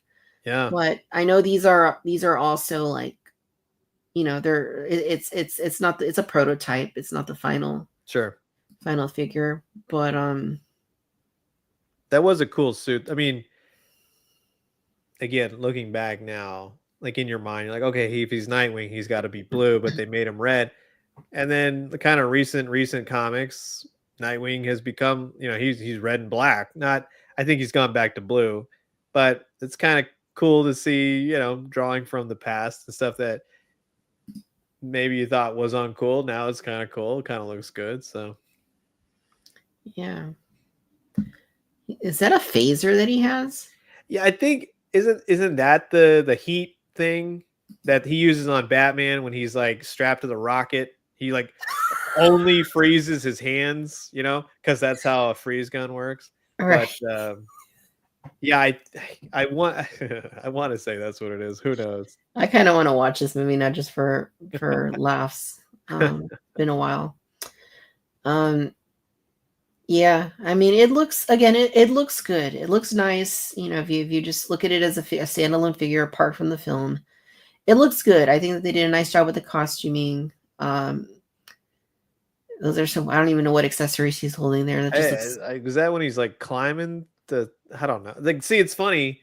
Maybe. Stuff that you focus on so much, but then to see it in like toy form, it's like, oh, okay, I don't remember this, and I've been hit with that a good number of times where I'm like, I don't remember this at all, but sure enough, you go back and you go, yeah, it's from the movie. Okay, I guess so.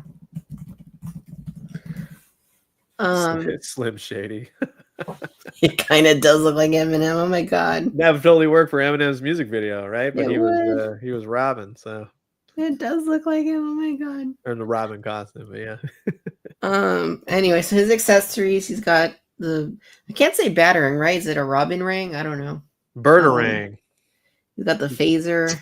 He's got that weird like pointy thing. He's got I don't know. He's got like more hook looking things. I don't know what to say. They're just it's like I think one of them is like the heat disc, right? Maybe. To like defrost him when he maybe. I haven't seen this movie in years. Like, I don't even remember. Yeah. Like, I'm trying not to remember too much. The base, he's got several interchangeable hands. He's got separate rolling eyeballs, you guys. So I had to mention that because that's how it's written. So I'm gonna say it. And yeah. He doesn't come with the hockey stick with the diamond. That would have been cool. You're right. He does not. He does not. Okay. So here's my question. Are they going to make Batgirl? Well, I'd hope, See, that's how can you go this deep into the Batman lore of live action film and do Batman and Robin, but not Batgirl? Yeah. Which was essentially... she's the trilogy of that movie, so you got to have Batgirl, and yeah, it's one thing, and something I've been bringing up a lot in my especially McFarlane videos is that as we all know, if you're a DC Multiverse collector, the females are few and far between, and when you look at Marvel Legends, that's never the case. A lot in companies have said for years and years, oh, the females don't sell. When I was a kid, and using the Toy Biz analogy again, the girls, like I remember Spider-Woman that came out in one of the Spider-Man's lines. She was really hard to get because she was short packed. They always short pack the girls, but that was always the ones that after a while I realized I'm like, you got to get the chicks first, or else you're never gonna get them because they didn't make that many. Yeah, there's something to be said about like in this day and age, you can make the female action figures. Go for it. I think they'll sell. They'll sell. Just do it. Yeah. Yeah, for sure. Yeah, I've never been a huge fan of those sentiments. Right. Because I remember going back like forever ago, like even like April O'Neil was hard to get, like back in the Playmates days for a while. Yeah. So I mean, they sell, right? It's just if the Ninja Turtles were girls instead of boys, like would it be different? I don't know, but yeah, I don't get it today, 2024. It's a completely different time. It's a completely different business. There's actively lots of girls collecting online. There's a lot of people that are doing it. Not that there weren't back then. Obviously, a lot of us were buying them back then. But yeah, I just don't get when companies try to use that excuse these days because it just doesn't cut it anymore. Right. Yeah.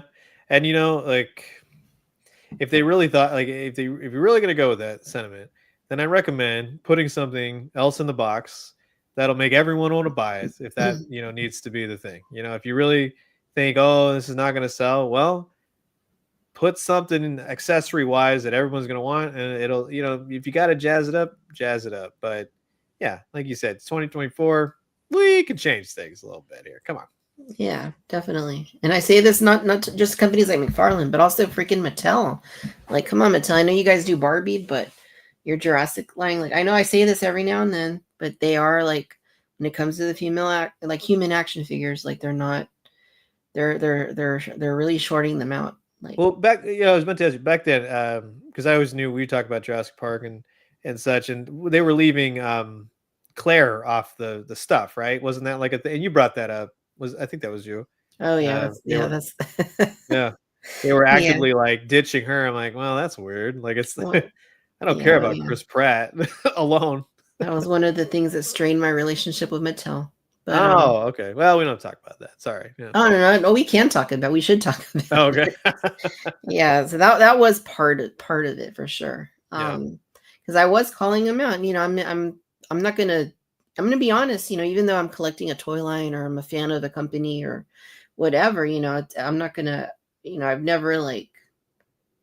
I'm not gonna like suck up to them just because, for whatever reason, like, I'm gonna call it out if I see something that isn't right. And in that case, they just weren't. They were really even the Amber collection, right? The 6-inch figures. They never did a Claire figure in that line, right? They did pretty much everybody else. Yeah. They did Ellie Sattler, and she didn't even come around to like the very end of that line. And then in the Hammond collection, the 3 3/4 inch ones, they did do a Claire finally, but it's just not. It's not a very good figure. Yeah. And then the one from Dominion, the one Ellie they did, they put her behind a they locked her in with a big $100 pack of dinosaurs that you probably already bought if you were buying the main line. So okay, just stuff like that doesn't make whole lot of sense. And keeping the girls off the packaging and right, just frustrating, like things that shouldn't be an issue for a company like that in this day and age. But to answer your question though, they should totally make Clueless Batgirl, right? Yes, what's her name? Yes. Alicia Silverstone. Thank you. Yes. I could quote that movie all day. That's a movie. We need action figures from Clueless. Yeah. So here's a theory I have about like Hot Toys, because they're like, and we're seeing this from other companies too when it comes to DC and Batman, but like Hot Toys is just nonstop with they're making it all, right? And I mean, I've heard from others that their license with DC is up for renewal, I think next August or September, and that they may not be picked up again. Because there's other companies that are doing really great stuff with DC in the scale, 6 scale. Yeah. So I kind of feel like my theory is that they're just pumping everything out, until that time comes to try and like get their bang for their buck or whatever, out of those Right. licensing fees. Yeah. But yeah, we'll see. Yeah, we will. I think in 2025 will be interesting to see, and I think like Toy Fair will be right around the corner, and it's certainly going to be an interesting year, especially with just the overall the toy landscape, right? Right now everybody's on like the Roscon thing. Everybody's Yeah. going, or it's all going to clearance, and don't pay full price for things Oh, that's anymore. And fun. it's like, yeah, it's like, yeah, it's fun to find deals, but if we continue this, there's not going to be much of anything coming out Sure. anymore. So, Yeah. Imagine finding a Hot Toys at Ross right? or Five Below or something like that. Yeah, Ollie's. I haven't been as lucky. I managed to find a Super 7 Transformer figure that looked interesting and the price was right. It was like one of those things, but people have been finding crazy stuff. I'm jealous. Yeah, definitely. And Jazz Inc. supposedly is going to be doing a Poison Ivy from Batman and Robin. And, Oh, cool. And they want to do a Vicky Vale too. So see, that's cool. Yeah. Yeah, that's really cool. Hot Toys probably wouldn't do those. So yeah. I mean, if they did though, you might be glad that you had a Batman and Robin Hot Toys figure. Right. They got to do Sugar and Spice from Batman Forever. That's what I'm saying. Maybe Jazz Inc. will do that. Maybe Jazzwares will do it too. Right. And here it's my confession. I did pre-order both of these because, yeah. Yeah, there you go. That's cool. I pre-ordered both of them with a smile on my face. Heck yeah.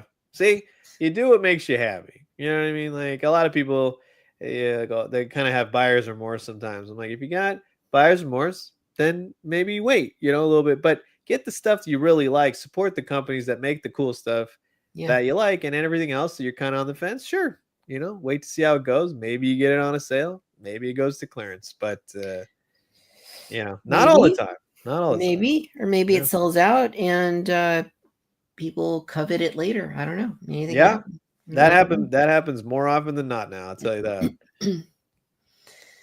Yeah, Charlie the Unicorn says Hot Toys always shies away from Catwoman figures, which is perplexing. Yeah, bummer. Well, supposedly they're, because Jazz Inc. just pre-ordered that fabulous looking Michelle Pfeiffer Catwoman a couple months back. Yeah. Supposedly Hot Toys is working on one too. So we shall see. That would be cool. All right, so we have one more hot toy to cover, and this is not Batman and Robin. Sorry, you guys. No Bane, no Mr. Freeze. This time Dr. Woodrow, I'm sure, right? Yes, definitely. John Glover. This one is the Range Trooper. This is one that they first showed years ago, the prototype of probably at Comic-Con or somewhere. They showed it off years ago. Oh, wow. And it was just one of those, sometimes things slip through the cracks with Hot Toys. There's several that they've shown that never came out or haven't come out yet. This is one of them right here. Until randomly a couple of days ago on their Instagram, Hot Toys says, "Oh, you know what? That Range Trooper from like 5 years back. Oh, we're making it. You're going to be able to pre-order it in limited quantities." So the next day, it was up the next morning on Sideshow. They had a little RSVP thing where it said this will be for sale on Thursday, December 19th at 10 a.m. Pacific time. Oh. Which I appreciate that. Thank you, Sideshow, for telling us exactly the time it was going to be at, because they don't always do that. It's oftentimes a surprise, and it's very easy to miss out when you're at work and you don't know what time something's going to go up. Well, it was 10 a.m. sharp that it did go up. They had a queue system. You had to wait in the queue to pre-order it. I was there because I didn't want to miss out the Range Trooper because it looks really cool. And thankfully, it seemed like they had plenty to go around, because eventually they closed the queue and it was still in stock for like an hour or something, like till like 11 o'clock. So so I was able to secure one.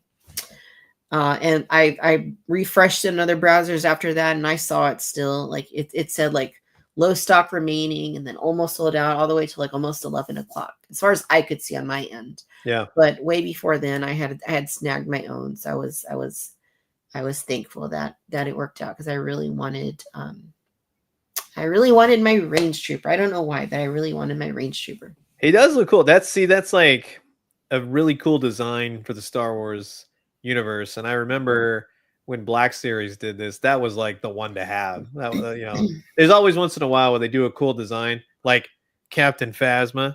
Remember that? And that ended up going nowhere. But it was a cool character design. At least we got that. But yeah, the range trooper. It's just, he's got his little fleece going on, and he's got the gun and the helmet. He looks menacing, so I'm glad you were able to get one. Thank you. Yeah, me too. Yeah, home on the range trooper. Yeah, the cold weather gear is definitely fun. Yeah, heck yeah.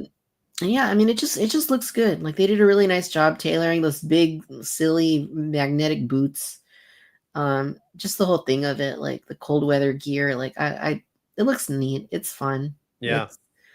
Yeah. Even the gun is white. I hadn't noticed that before. Like, I don't remember if the other figures that like Hasbro made had white guns, but I guess they were. Maybe I just am not remembering. But this guy definitely has a white gun. I'm thinking of I couldn't tell you if the original release of the Range Trooper, but the Christmas figures that they did, he had like a candy cane gun, or like it was recolored, something like that. Yeah, there was there was those holidays figures with the Santa Range Trooper. I'm glad they gave up on those. I had fun the first round, and then they're like, "We're doing more." I'm like, "Yeah." The first wave was cool, but then the second time was like, "I don't know, you guys." And then the third one, I know. Yeah. Lost its luster. That's all. It did.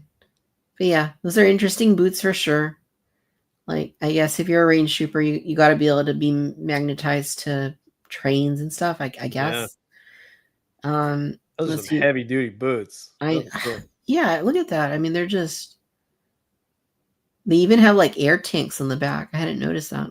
That is cool. Yeah, see that, and that's another thing that I always say toys can do. When you go and you put the detail in an action figure, a lot of times you're not even thinking about it. It's hidden in shadow. You get quick frames of a character on a screen. You don't notice all the cool details that it has, and that's what toys can definitely do, and bringing those things out and making you see it from a different dimension.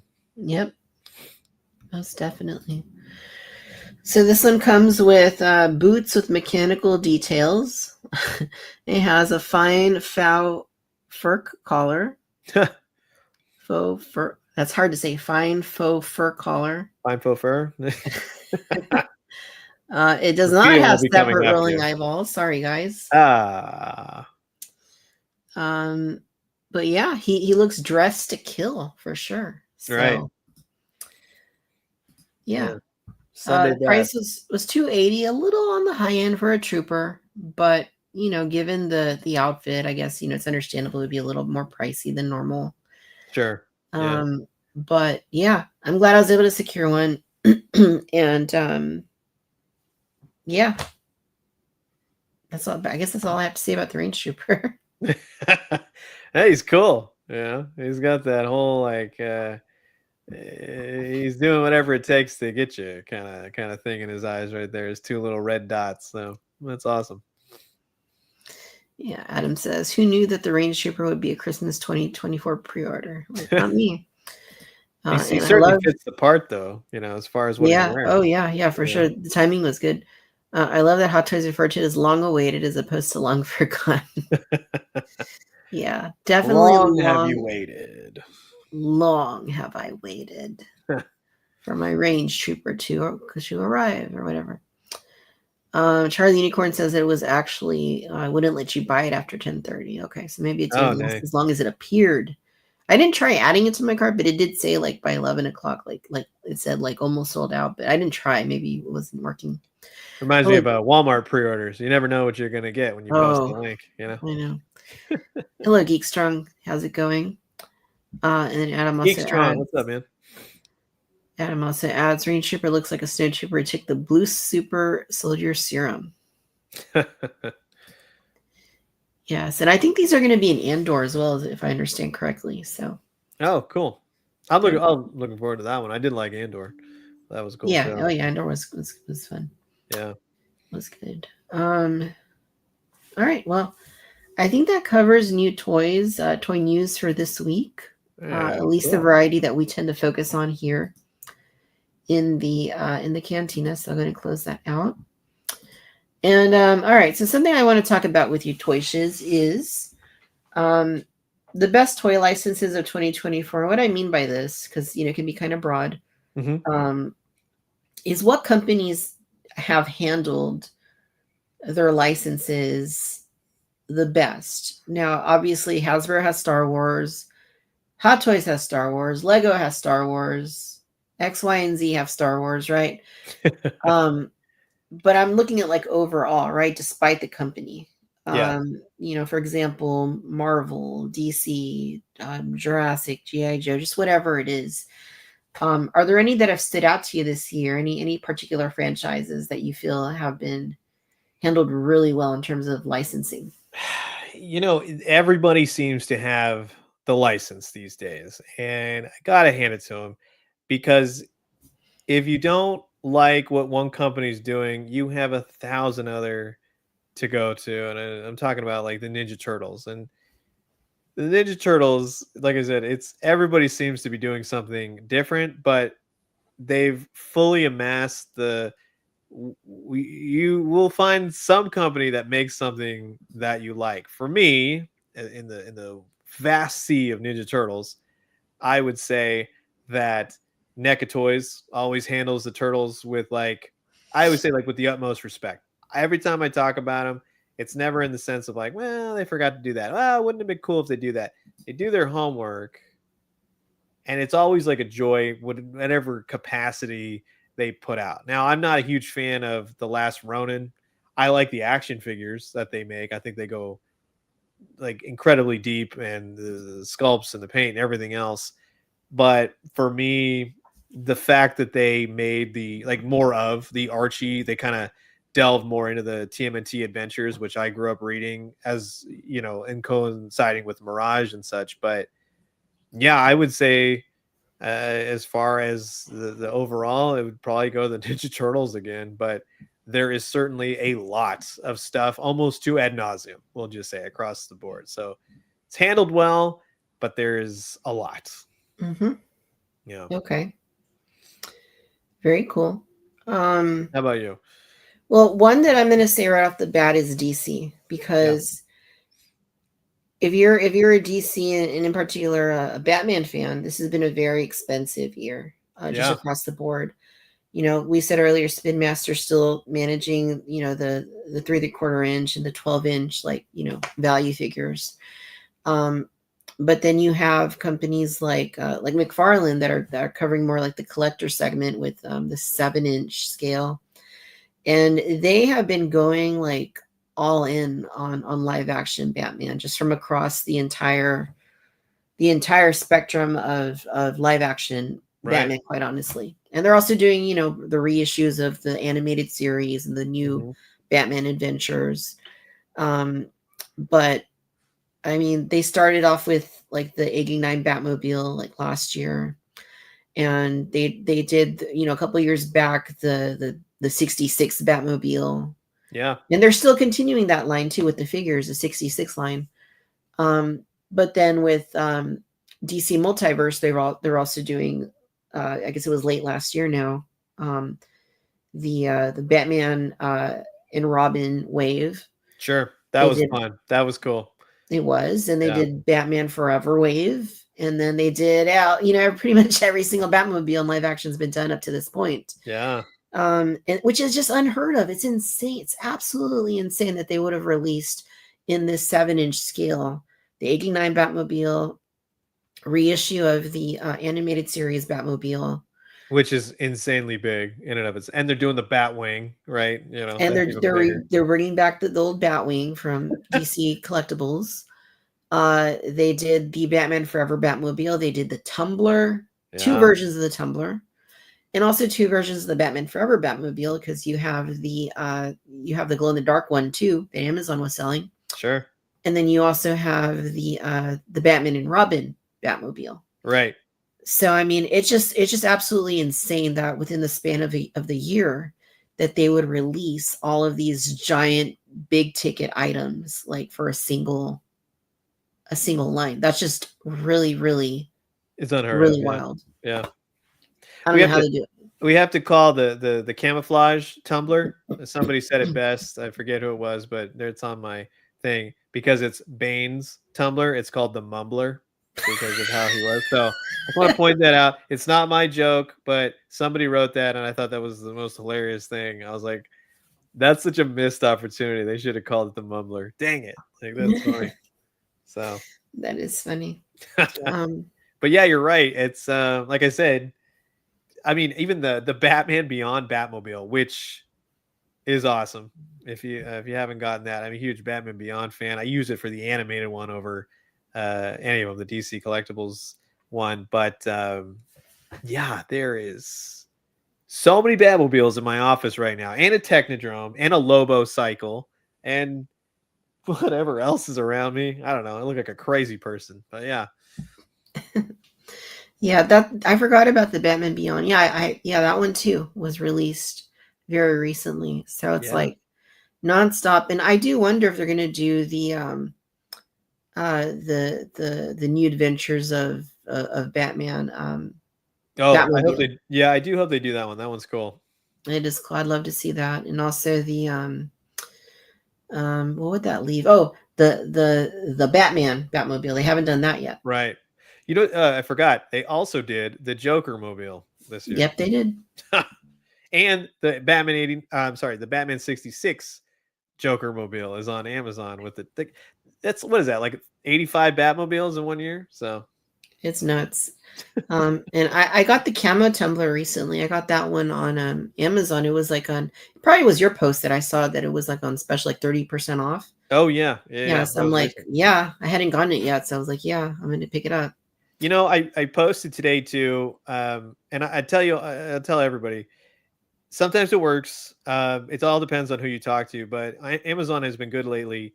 Like I got that Marvel versus Capcom game that just came out, like the collection, and it went on like 30% off today. There's a link in my thing, but I was able to go on Amazon and told them, hey, this is still under the return limit. Is it possible to get a price correction? And they did. So don't give up hope. I didn't have to return it or anything. Just kind of play it cool and see what they say. And most of the time, they'll take care of you. So cool. That's good to know. You gotta save that holiday cash, however you can. Yeah. Cash in general. It doesn't have to be holiday. Sure.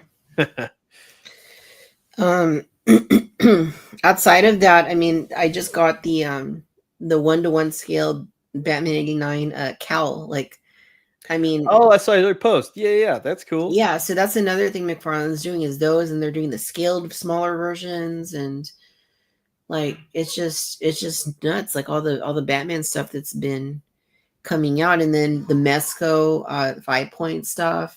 Yeah, they're doing the 89, and they're doing the animated stuff, and it's just like it's pretty nonstop. There's like so much like So and right before I got on, somebody sent me a photo that their Walmart. I posted it on my story so you can see. I was in Chicago.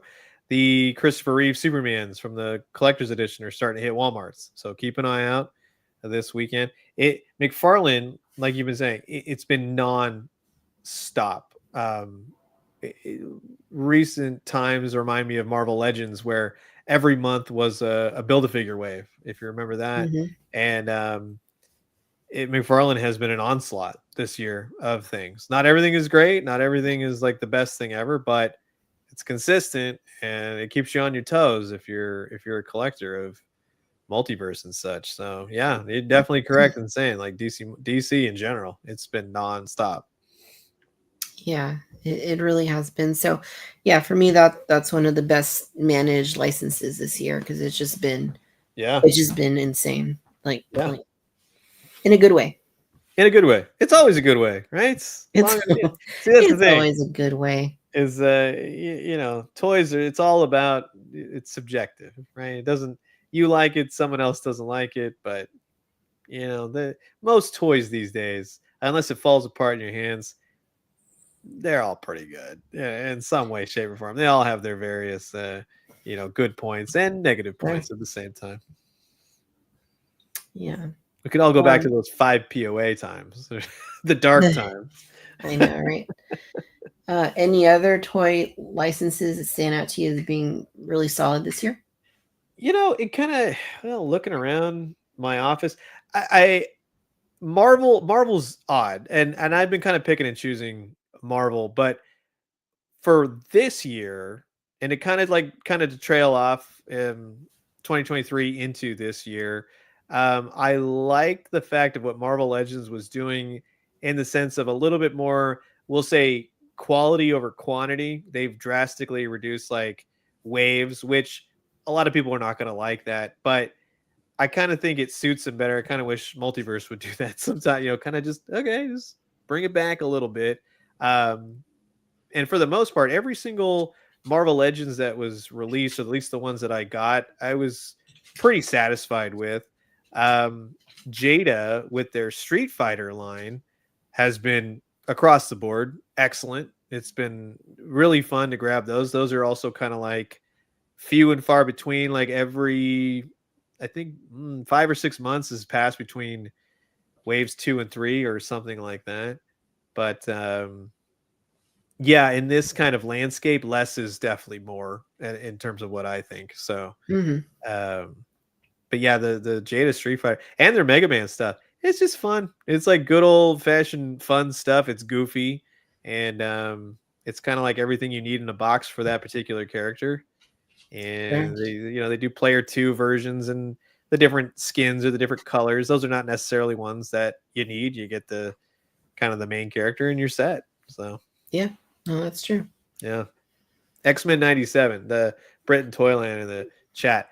That was a fun show and a fun toy line to collect. That was like just a fun time. Everybody was talking about how cool Marvel was again with X-Men, and man, that was a great time of the year. I was having a blast with everybody on that. Yeah, when was that? That was like what, like March? Yeah, I think so. I think it was leading into San Diego Comic-Con. So yeah, I think it was like April, May, somewhere in there. Yeah. Yeah, that was a fun time. I really loved that show. Yeah, that was cool. And yeah, I think that was a solid toy line too, but I feel like it was underutilized because they only did 2 waves for it.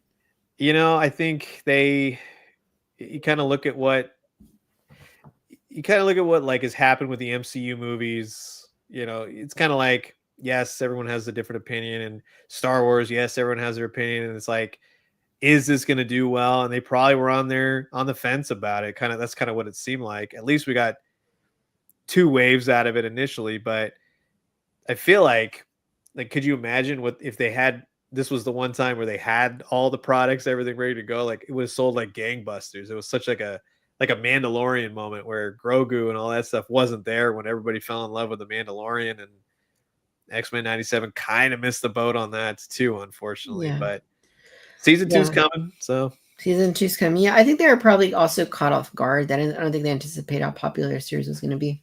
Yeah, it was a shock because I was kind of one of those people where I was like, is this going to go well?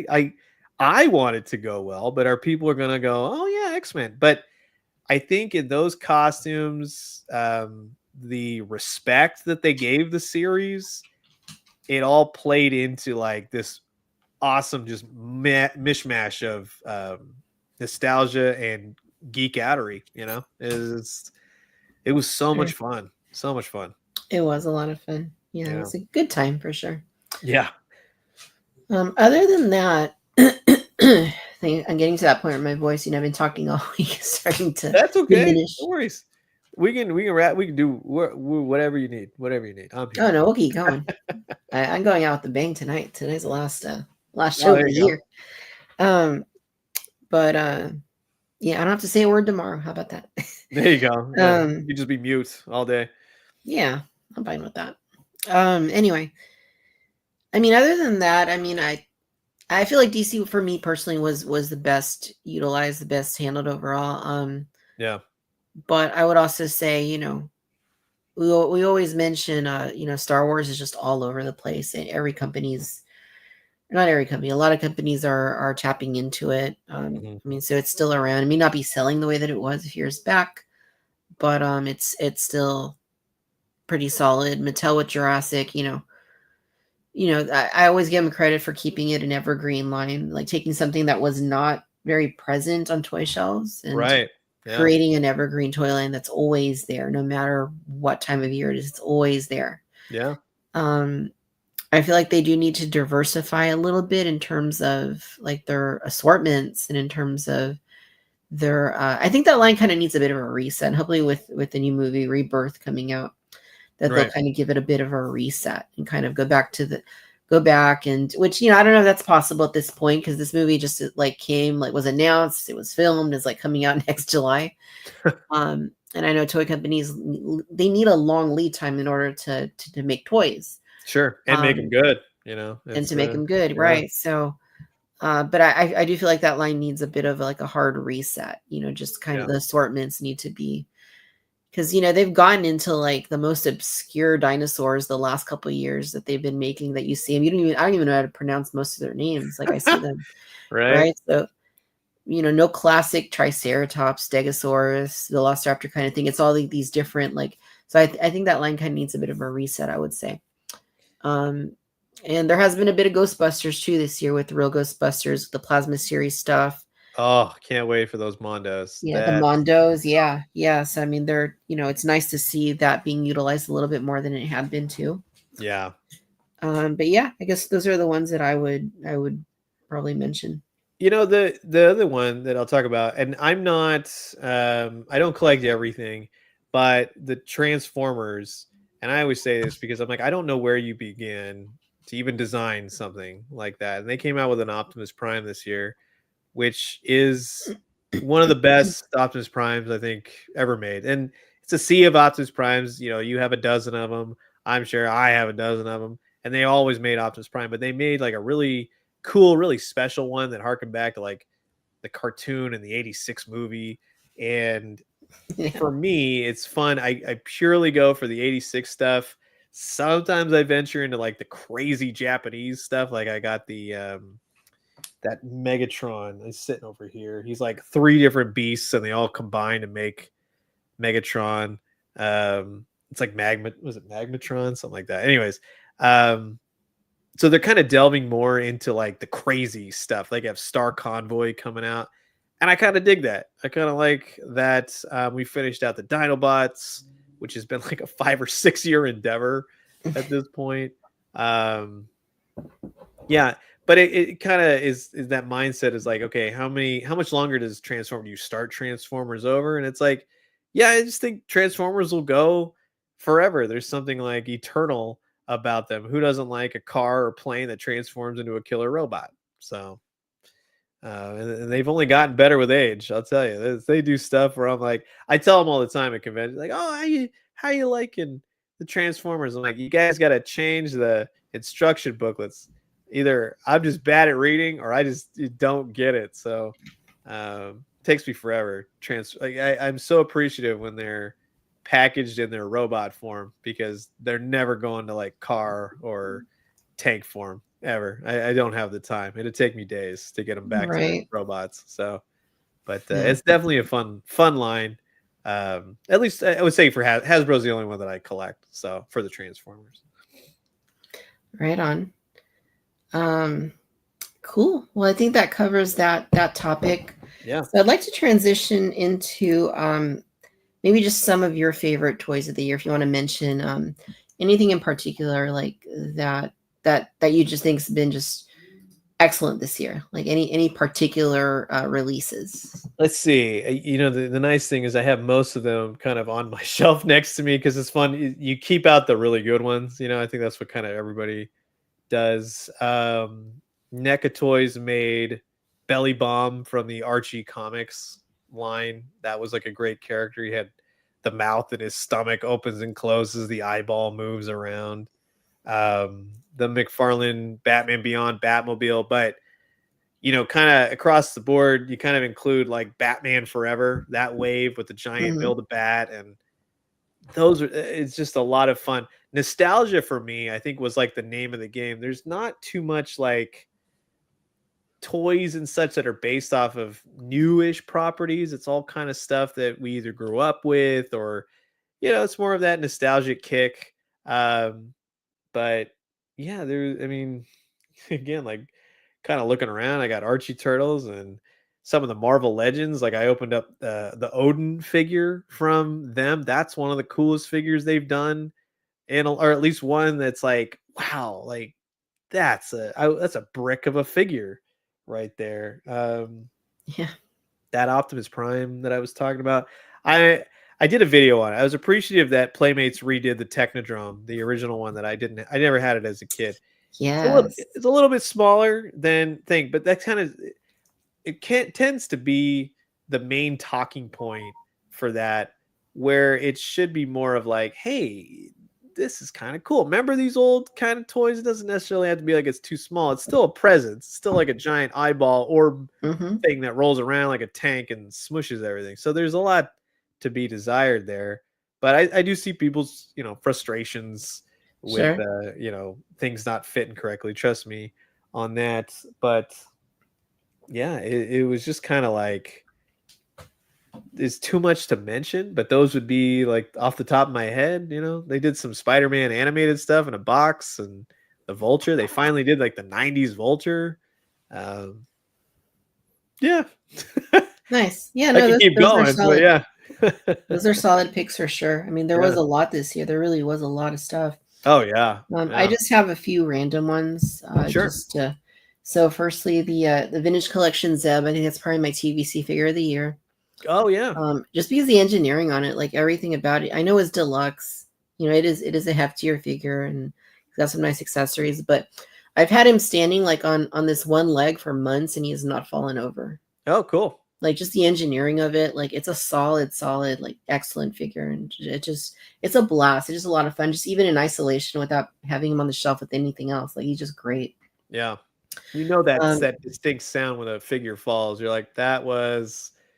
I know what yeah, that I was. know it's a painful sound every time. And when you have shells with a bunch of figures standing on them, you're like, it's going to happen, right? There's always going to be something that Oh, falls. the lovely domino effect. Yes, yes. I have one Black Series, and that's Neil from Skeleton Crew. See, you know what? And yeah, we're gonna talk about that show, but that's a good choice. That's cool. Nice alien to make an action figure out of. Very old school Star Wars. Yeah, and he's just such a fun figure. Like they did a really nice. Really nice. I love having him here on my desk. Yeah. Let's see. So there was also the Spin Master. They did a few like Batman film things. So they did the 89 Batwing, which was a $20 vehicle, is what MSRP on it was. And it comes with a Batman figure. And that thing is just so cool for the Yeah. price, for it to accommodate a 3 3/4 inch figure. Like I love that thing. That is one of my absolute favorite things this year. Is that Batwing. Heck yeah. Yeah. See, it's the little things like that. You know what I mean? That's just Yeah, definitely. It's the nostalgia, but also a well-made like little toy. Yeah. Yeah. So I have a tie here for Jurassic World Hammond Collection. So they both came out at the same time. There was the Giganotosaurus and the Therizinosaurus. And both of those are just, they're larger dinosaurs, but you can get them really cheap, inexpensively right now, like online. Yeah. Target and Amazon. They are both just incredible. Like some of the best Hammond Collection figures, some of the best Mattel Jurassic figures. Like they're just really, really exceptional. And then the last one I have on my list is, it's hard to pick just one, but we're talking about the McFarlane Batmobiles, and I've picked up every single one. But I gotta give, as much as I like the Tumbler, like that one's really nice. I gotta say my favorite, probably not in terms of design, but just in terms of the execution of the actual product, is the Batman and Robin Batmobile. It is just so well made. Right on. Heck yeah. And that's good to hear, because I got it, it arrived last week. I haven't gotten into it. I did get to look at it at New York Comic Con. But see, it's funny. You back then watching the movie, and you're like, and now you look at it with fond eyes. So, it's It's cool. Yeah, I totally agree. That's a fun pick. Heck yeah. Yeah, definitely. I guess so. Those are the ones I would say. And Adam makes a good point that the Black Series Hammerhead, that was another really good release yeah. too. You know what? I haven't gotten that one yet. Like I said, I have Doc Ondar, but I haven't gotten Hammerhead yet. But he's on the list. So I Right feel like on. December has been my catch up month. Like I have like a pile of stuff to get to, and more stuff keeps coming, and I'm like, oh my god, how are we gonna round out this year? My god. I know it's been nuts. And then it's not even to mention like the ghost just still hasn't shown up. That 50-pound box somebody was mentioning earlier. Like, yeah, yeah. I do have a little buddy right here that's hanging out with me now. Nice. What's his name? She Her name? she's almost always underneath the desk during a stream, like 99% of the time, but she's getting a little restless. She's like climbing up, trying to get in my lap. So Oh, she's just sitting here on my lap right now. very cool. Anyway. Yeah, so I guess let's touch on this for a moment. We got the new Superman teaser trailer for the new James Gunn film, which this is the first in the rebranding of the DC film universe, I guess. Yeah.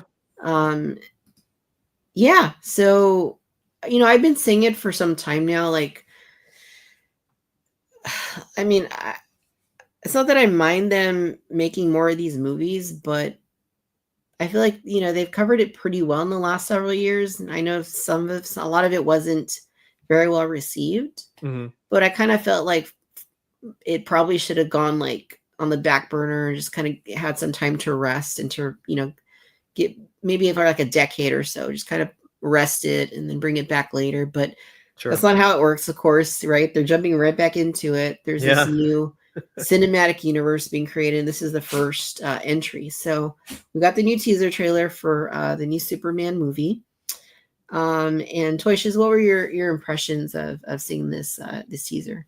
You know what? I made a post about it, and I took one of my McFarlane multiverses, and I have crypto, and I was just very honest. I said, watching it, I was very excited to see it because I'm thoroughly interested to see how they're going to change things. I'm a huge fan of Superman, the animated series. I always look at that and think like that's my ideal Superman. I love the way they did it, the villains and everything. It kind of was my gateway into understanding Superman a little bit better. Whereas with DC Comics, it was largely Batman and Superman would visit Bat, and that kind of thing. But the animated series kind of made me really appreciate Superman overall. The trailer for this was okay. I wasn't wowed. I wasn't like, oh no. It was just kind of like, I'm interested in seeing it. Hopefully it's good. And I don't need to know anything else about it, really. I just want to sit down and watch it now. And I don't want to know. A lot of times I talk about, modern day Hollywood and the internet with what it is and YouTube. And I get it. It's all this is all speculation and meant to be talked about till it's dead and buried. But I like to keep on that side of things where it's like until this comes out and you see it and you don't listen to what everybody else is saying, that's where I like to live. It's just like I'll tell you my opinion after I see the movie. But this trailer was a very just like here's kind of the gist of things in the most vague way. These are what the characters are going to look like. It's a teaser through and through. And that's all it really needs to be. The movies give away too much now, and just kind of stick with that whole realm of things, hopefully. Yeah, I agree. It definitely seemed very middle of the road. There wasn't anything that stood out too much. Some of the other characters that they did kind of tease in here. Yeah. Like Guy Gardner with his bowl cut. Heck yeah. Yeah, like that was interesting to me. Like, that they would just kind of put like right off the bat, just show that there's going to be other people, other, characters in there. But yeah. And like a giant monster, kaiju, whatever you want to call it. That thing's in there. And yeah, I did enjoy seeing Crypto. I think that's a really fun addition. Yeah. I can't wait to see like how Crypto is utilized in the film. Sure. But yeah, I mean, aside from that, I'm not particularly like, jumping up and down. When it comes out, I'll definitely go and see it as well. Sure. But yeah, not bad. Yeah, I think the music was an interesting choice, though. I will say that using the John Williams yeah. music was kind of interesting. If I'm being honest, you know, a lot of people like to say, "Oh my god, I can't." Like, what are you saying right now? I'm not. I'm not a huge fan of like Christopher Reeve Superman. I think it was a little bit before my time. And like I said, I think of comic book Superman. I think of that a lot of times than the animated series. And I think my idea of Superman differs a lot from other people because they like to gravitate towards, you know, the Christopher Reeve era. And then Mhm. now when they had Snyder, which I did like Man of Steel, there was some things where I was like, well, that's kind of a weird choice. But overall, it was like, that's more inclined to what I think about with Superman is him fighting these you know immensely powerful beings and flattening a city and stuff. Maybe they took that a little bit too far, but I liked what I was seeing. But then as the story continued, I can't say that I liked where they went. But that's neither here nor there. I don't know if too much like, hey, remember the score of Christopher Reeve Super? Remember like crystals and it was too much of like that for me. If I'm being honest, like I really want a Superman that's new, stands on its own. It doesn't do the whole like member berries kind of Yeah, thing, you yeah. know. Um, but it's again, it's a teaser. It's just my initial thoughts. So Yeah, it could also be that, that was just used for the teaser, that music, and it's not going to be in the actual film, maybe. exactly, yeah. Yeah, it's like yeah, it's getting everybody like, hey, you know, remember all this, and then I would actually appreciate that if they kind of left it out and did their own Right. thing. So Like I'm sure we all remember The Force Awakens too. Remember, like it had like the yeah, teaser trailers had like music that was not in the films. yeah, yeah, So yeah, it was very, but yeah. Anyway, yeah. yeah, You'll see all kinds of yeah, you know, the thumbnails and the YouTube vids and how this is this and this is that, and I just kind of roll my eyes. I'm like, let's just wait and see it. Craven, on the other hand, you can take one look at that and go like, yeah, it's probably not going to be for me. But this is kind of one of those movies where you're like, it's James Gunn. I got faith. He'll do something cool with it. I'm sure. yeah, I think so too. Yeah. Um. Okay, so the other thing. Well, I'm gonna backtrack for just a second here, Sure. if that's okay. Yeah. Because it was brought to my attention a moment ago that I forgot something, which reminded me that I actually forgot two things. Ah. So, I'm going to jump back to Hot Toys for just a moment. Okay. And then I'm going to jump to your Instagram for a moment. But here with Hot Toys, Sideshow's website, Adam asked if I pre-ordered Plo Koon. I completely forgot that Plo Koon went up for pre-order in the time since the last show. Mm-hmm. So yes, Hot Toys Plo Koon is up for pre-order. And I'm not going to spend a lot of time on it, but I just kind of want to mention a couple of things. You can have him on your display based on his prequels appearance or the Clone Wars appearance. They included the parts in order to allow you to do that, which I think is just awesome. You don't have to buy the figure twice. Oh, That would heck have been really annoying. yeah. And I'll also say that it looks great, and it's also awesome that they're delving into these prequel trilogy Jedi alien characters. That is Right. awesome, and they've already teased that Saesee Tin is coming, going to be put up for pre-order at some point. You see him in this image, not in this image. That's Kit Fisto, but he was here in one of the images. Or was he? Am I making that up? I know I saw Saesee Tin in one of these. It might have been on their on Hot Toys' socials, but he was definitely there somewhere. Oh, cool. The Kit Fisto looks cool too. Kit Fisto looks cool. And then I think these clones are also new. We're gonna maybe be doing those at some point. Nice. The Wolfpack battalion. Heck yeah. But yeah, so the Saesee Tin is, the page is up on Sideshow's site. It's just like an RSVP thing, though. It's not available yet. But Okay. I hope they keep doing that because I really want Ayla Sakura. Yeah. Heck yeah. Yeah. I like the face on that guy. That's pretty cool. And his hands, he's got those he's got 4 fingers on. See, the aliens, that's the best part about Star Wars. The aliens, the droids, the weird worlds and stuff that they go to. Can't go wrong Yeah, with for that stuff. sure. Yeah. Let's see.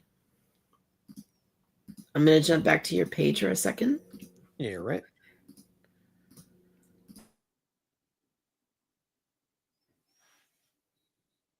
Shamelessly tout myself. Toy Shiz. Follow him on Instagram, YouTube. No, I'm just kidding.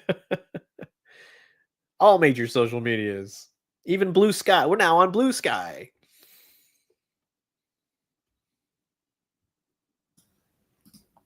Gotta find the right tab. Let's see. Oh, here we go. So yeah, more Batman DC Multiverse, huh? Oh yeah.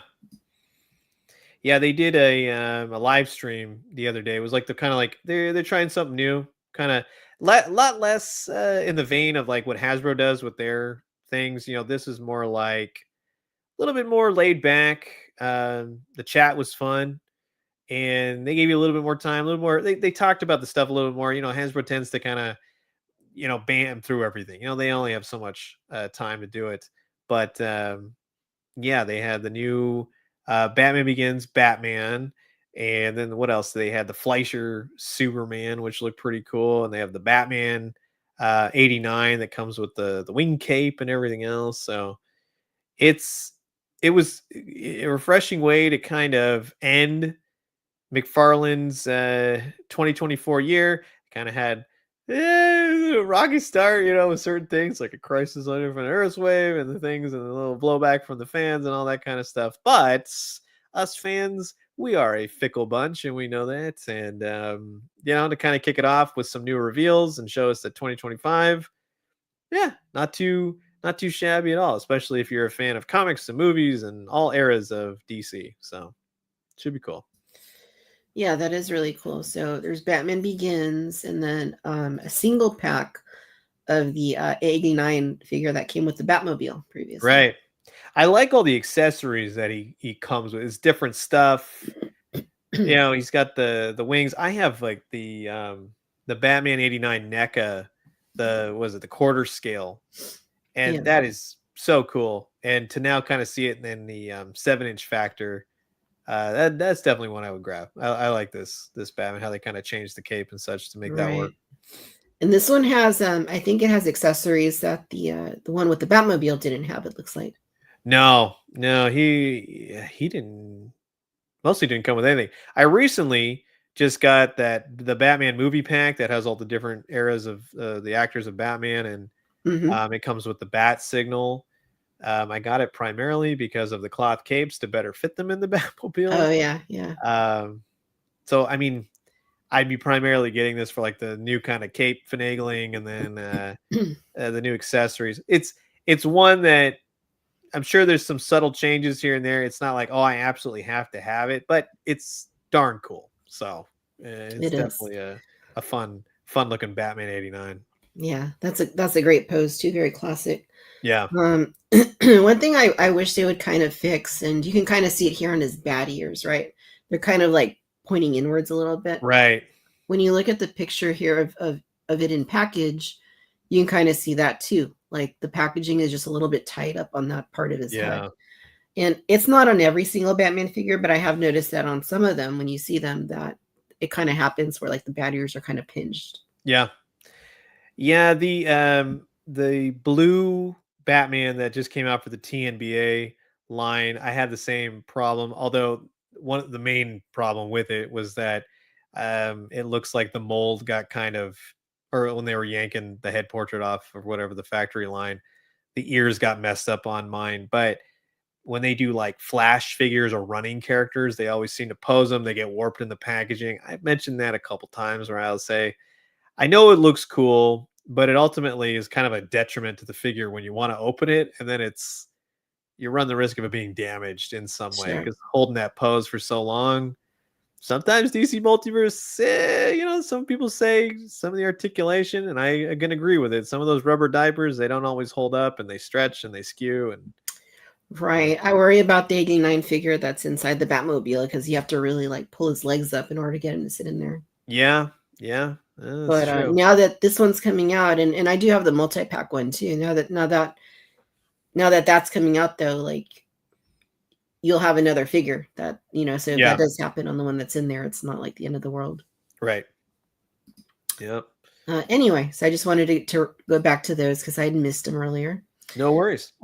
Anyway, so I guess the second to last topic is going to be just touch on. We can touch on this briefly. Skeleton Crew, because I've been talking about it every week. I've really been enjoying it. It's been a lot of fun. It's been something that I think has been really refreshing to see with Star Wars. Yeah. But have you been enjoying Skeleton Crew? I've actually been enjoying it, and I can honestly tell you, like, I'm not one of those people. I will make a joke or two, but I know that there are people that like stuff, and I like stuff that people don't like either. And to go back and forth and do the rag thing, or you get actively mad at people if they like a certain show, it's just not my style. It's just, you kind of just go like, Right. no, there's better things to talk about. You don't like it, I don't like, whatever.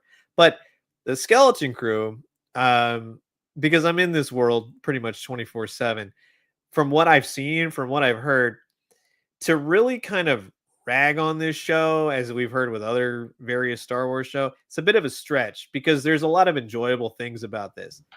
I can't say it's like my favorite thing ever, but I've actually returned every week to watch it. So there's something there for me. I think it's refreshing to say. Yeah. I mean, everybody's kind of saying this. It's like Goonies meets Star Wars or Flight of the Navigator, and it's fun. It's a very different Star Wars. Like seeing any type of Star Wars character in a more suburbia, like space suburbia, was kind of like jarring at first with that first episode.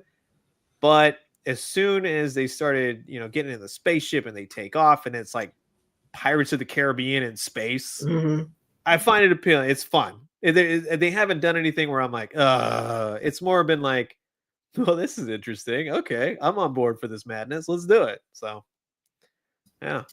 Yeah, definitely. Yeah, no, I agree. It's been fun. It's for me, it's been really refreshing, and it's nice to see something that most people, at least most level-headed people, have been enjoying. And I say that because there's people that have just built brands around negativity and hating on everything, that Sure. if there is actually something that they think is good and that they like, they can't say it because that's not the brand. They built their brand up based off of everything's terrible. I mean, I'll tell you honestly, when I don't like something, or I'll be like, yeah, it wasn't for me. Very rarely do I ever, like, I don't want to ruin someone's day if they really like it. But I Right. mean, not everything is good and not everything is bad. So if you're going to be one of those like critics or review people and stuff like that, you got to find that level-headed ground where it's better to appeal to mass instead of just one, because after a while, people are going to expect that negativity over and over again, and that gets tiring. I can't see how you would want to be like that all the time. But that's just me. So. That would require way too much energy to be that way. But yeah. And I mean, I've made jokes like but I make them in the sense of like, it's like Ahsoka, like I just didn't care for it. But at the same time, it's like I don't need to go into this or that. It's just like, what else you got? And then you move on to a different show and you continue on living your life. So that's all it is. No, definitely. No, it's been fun. Episode 4 was like I've only watched it once, but I feel like it kind of maybe was the least. It was enjoyable, but maybe it was the least enjoyable for me so far. It was just kind of a little bit more. It was like I immediately watched it and I was like, okay, it's character building. We're talking about Neil, unless I'm off on the episodes. It's the one with the fighters. They go to their world. They think it's their home. And okay, and I mean, it was a little cliche, but at the same time, it's like, well, I'm glad they're kind of taking a second to just at least show us who these characters are. We get to know Neil a little bit better in terms of where he's coming from, because he's always been he's the cute little elephant guy in the background. You don't really know anything about him, but you kind of get where he's coming from a little bit better now. So yeah. And I think wherever they go with the Jude Law character, I mean, he was kind of funny, entertaining. and I like Smee or SM was it SM33 or whatever. Yeah, So, 733. yeah, that was cool. The only reason I got that is because I had subtitles turned on, and when he said, "Oh, what's your name?" and it says SM33, I go, "That's me." I get you. I get where you're going. Otherwise, I would have never ever thought otherwise. So yeah, Sure. Definitely. yeah, Yeah, it was very like Neil centric, definitely. And but I mean, yeah, I'm okay with that. Neil's a lot of fun. yeah. I was watching before I came on here, I was watching a Dear Santa, and the same actor that plays Neil is in that, and Oh, that okay. was it The was kind the of, the Jack Black one, yeah. is it any Yeah. good? It only has 24% on Rotten Tomatoes, but I kind of liked it. I thought it was fun. I'll have to. Okay, I'll have to watch. I'm gonna watch that red one too. See how that goes. Yeah, I still need to see that one too. You know, it's a good one. I know this is very off topic from Star Wars, but The Substance. Have you seen that one? No, I haven't. Oh, you gotta watch that one. Okay. That's if you like body horror. It's a one and done watch, but leaves a lasting impression. We'll just say that. Nice. Cool. Well, I think that covers that. So we're going to move on to our final segment All of right. Cantina Social Hour tonight. And that is our segment, New Acquisitions. Good. New acquisitions. All right. So this is our show and tell segment. My friends here in the chat following along with us, please let us know what you've added to your collection this week, and we will call it out after myself and Toy Shiz have gone through our own acquisitions. Yeah. So Toy Shiz, anything you want to note that you have picked up recently? You know what? We kind of already touched. Like, I said I got the Mezco 5 points Batman the Animated Series. That was fun because when I had I'm very few and far between with Mezcos. I like certain characters in that style. I'll pick them up. But to have a different kind of form of a toy from them, it's interesting to see. They have had the 5 points for about a year and a half, maybe 2 years now. This is my first time kind of feeling them out and understanding it. And I can't say it was disappointing. I think it was a lot of fun. The Nightmare Before Christmas with NECA, we kind of touched on that. Those are fun. You can watch the video and all that stuff. One I really want to talk about though is the Vincent Price action figure from NECA that they did. Very well done, very well thought out.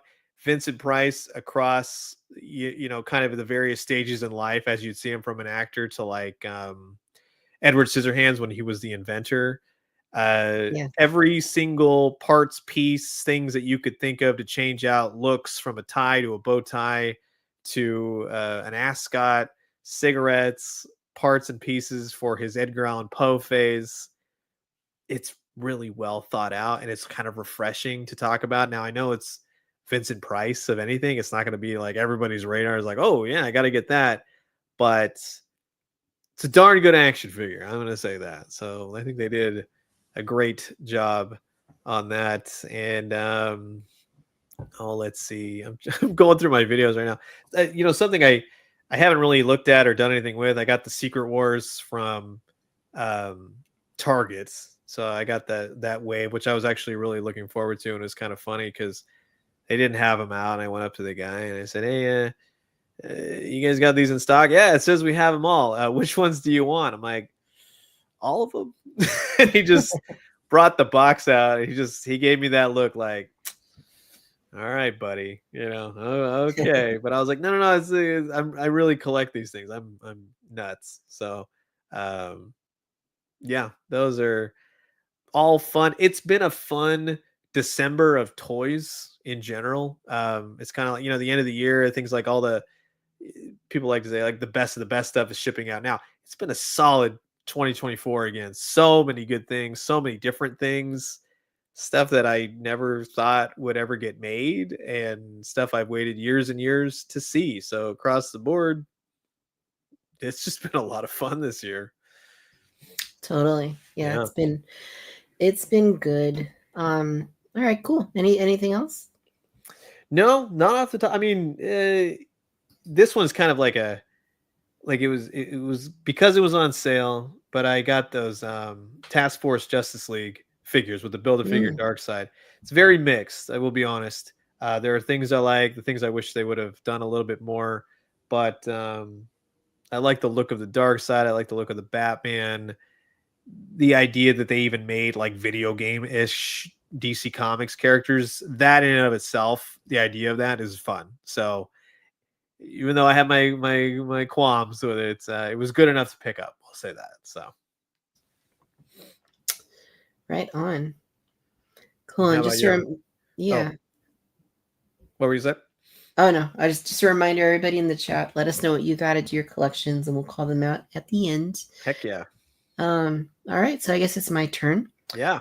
So I'm going to start off with the one that I posted yesterday on Instagram, and the one we talked about a little bit earlier, and that is the huge 1-to-1 scale 1989 Batman cowl, which is just absolutely insanely huge. Like the box it comes in is just ginormous, like way bigger than I thought it was going to be.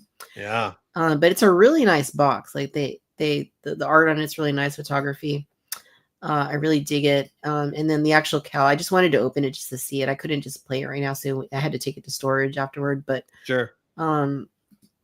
It's a nice looking cowl. There's a few little like marks on it and stuff. It's not like 100% like, prop replica quality or anything like that. But yeah, it's still really nicely done. And the fact that they did like a 1-to-1 scale bat cowl is for 1989 Batman is really cool. Yeah, I saw it at San Diego Comic-Con. It was kind of like in the middle of the McFarlane thing that they did before the convention, and it's pretty impressive. If you're a Batman 89 fan, that would be a stellar piece to put anywhere in your collection room. It's interesting how Batman's cowls make for such elegant displays. Yes. Yeah, no, definitely. My favorite was all the comments saying, well, can you wear it? I'm like, you can if you believe. Right? Maybe. Who knows? Who knows? I know. So another that I've gotten, and I haven't posted it yet, but I'll just mention it now. I did get the HasLab 2 in the box, the Ghostbusters, the Ghost Trap, and the PKE meter that came in. Oh, cool. So I did open it up yesterday. I just took a look at it. I'll probably post some pictures of it tomorrow. But yeah, so that's here. Again, nowhere to put it. It's just one of those things. I had to go to storage because there's nowhere to put it. First world collector problems. I understand. I know. Yeah. But I do have some things here to show that I'm gonna go ahead and pull up here. So first thing, I picked this up here. So this is one of those like weird Mattel Jurassic things that wasn't available in the US. Oh, cool. Okay. So I had it shipped over from Australia. I got it on eBay. Wow. And this is the Jurassic World Chaos Theory, which of course is the animated series. Yeah. Kenji Moto Chase pack. So it's got Kenji on a motorcycle. It's got an Atrociraptor. And then it's got a little itty bitty, what is that? It's like a baby Velociraptor that comes in there. So, it's not really like an essential thing because they released Kenji like in a different way already. Yeah. From Chaos Theory, but it's kind of one of those things like if you want to get like the entire Chaos Theory line, like you want to have the motorcycle, you have to get it from certain countries overseas, and unfortunately that's one. Isn't that that's lovely, isn't it? Yeah, I know. It's not the first time Mattel's done that, but whatever. At least you got it, right? That's good. That's always a relief when you're like, oh, yeah, not this time. So I picked this up. This was on sale on Amazon last week. So I got this Sentinel. Oh, how much you pay for that? If you don't mind me asking. I think it was like 15. I want to say. Okay, I still have to get one of those. I bought the HasLab one, so I gotta have all the set. I might get them. Yeah. The only thing is like when I hear something inside it, like if I turn it, maybe you guys can hear. I'll put it next to the mic. Oh, wow. Okay. I don't know what it is. I don't think it's broken, but just one of those things, sometimes when you plug in like a tail on a dinosaur and like a little piece of the plastic comes off, like, Oh, you know what? Maybe it's a what is it called? Those little plastic twist ties that they got. Maybe it came loaded. oh, Yeah, hopefully. Hopefully it's yeah. not Jubilee banging around inside the robot. It sounds like it's inside the figure, but Oh, bummer. I Well, don't know. I mean, it's not a big deal. I don't think it's gonna. If it's not working or something, then I'll just exchange it. But yeah. anyway, so there's that. I have another Mattel Jurassic item. This is the latest in the Amber collection, or sorry, Hammond collection line. This is the Allosaurus. Cool. And I got this off Target.com. And I saw it in store at Target the other night as well. A friend of mine was asking me to keep an eye out. He managed to find one, but that seems to be one of the hot ticket dino items. Yes, it is. Yeah. It is.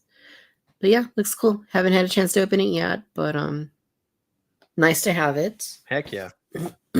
Now that I'm on holiday break, I'll have some time to work on the collection, and who knows, maybe I'll get another collection video up in the new year. Yeah. All right, what else does Victoria have here? I do have another item here. So we were off last Friday, and instead we did a Wednesday show. Reasoning being is I took myself to Disneyland on Friday. Nice. And I came back with this super cute Mickey Mouse holiday popcorn bucket. Dang, that's cool. Yeah. These popcorn buckets get ever more intricate every single movie or whatever. It looks like a maquette or something. It just looks so good. Yeah. For being just like a, plastic popcorn bucket. Like yeah. He's just super cute. He's dressed like an elf. And that's cool. Heck yeah. And they used this design of Mickey as an elf like on a bunch of merchandise this year. So I guess it was just whatever the thing they decided to go with. But yeah, he's just really nice. That's like I said, like all these movies that come out, they have these intricate popcorn buckets. Now you show me that. Like that's pretty well done. I mean, the fact that you carry around that thing around your neck, it's filled with popcorn. That's something in and of itself right there. So that's pretty cool. I carried him around just like all day basically. And so I go by myself sometimes, and I only did 2 rides the entire day. I didn't really do much. Yeah. But I did take they have like a holiday tour you can sign up for. So I did that, and just talks about like Christmas traditions at the parks and stuff like that about Walt Disney.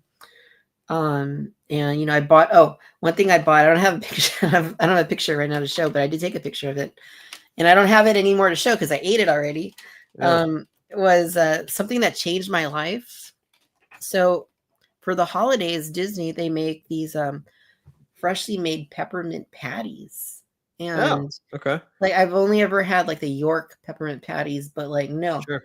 Once you've had a freshly made peppermint patty, like from Disney, like I've ascended to a higher level of being, I think. Where would one acquire these if someone was possibly going before the end of the year? You would acquire it. I got mine in Critter, or no, it used to be Critter Country. Now it's Bayou Country. Okay. Over at where the Winnie the Pooh ride is, they have that treat shop there with all the candy and stuff. Yes, yeah. So I got mine there, but they also sell them on Main Street at the Penny Arcade candy shop. Good to know. Okay, yeah, I'll be going there. I love the toffee that they sell in those bags. That's like crack. That is just. I know. I love going during the holidays, and I just needed to take myself up there and do it because when annual passes went on sale last November, I haven't had an annual pass in like a decade, but they went on sale last month, and I'm like, you know what? I kind of wish I had one again. So treat yourself. Yeah, and I don't go that often, but at least I have it. Okay, one more acquisition, and okay, so this is for my droids. I'm sure everybody knows I love my droids. My Disney droids. So my little pal right here has a new Disney hat now. Oh, cool. A Santa hat. Yeah. So this is my my Droid Depot build right here, who I meant, I designed to fit with my car.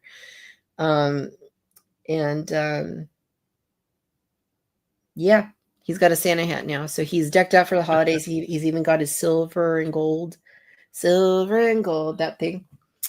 And he's got his Santa hat. So cool.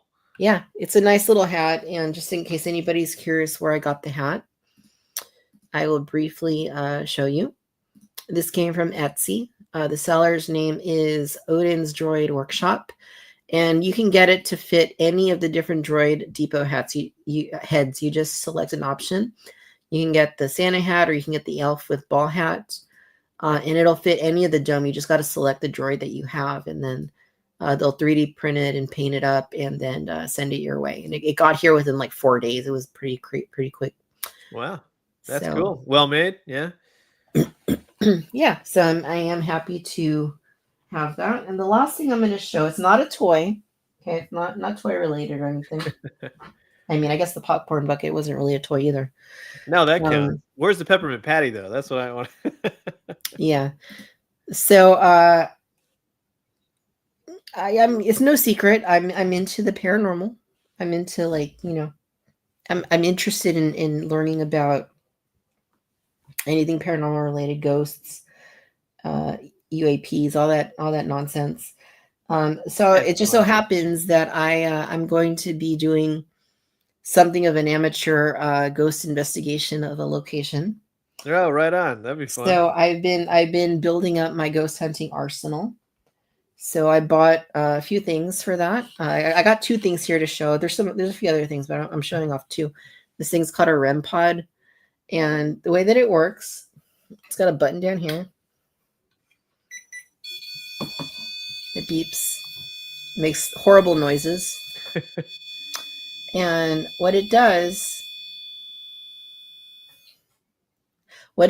is it generates its own electromagnetic field. And if anything violates that electromagnetic field, it goes off. So like I have it set right here. Maybe you can kind of see it in the corner. Yeah. If I put my hand next to the antenna, I'm not even touching it. Yeah.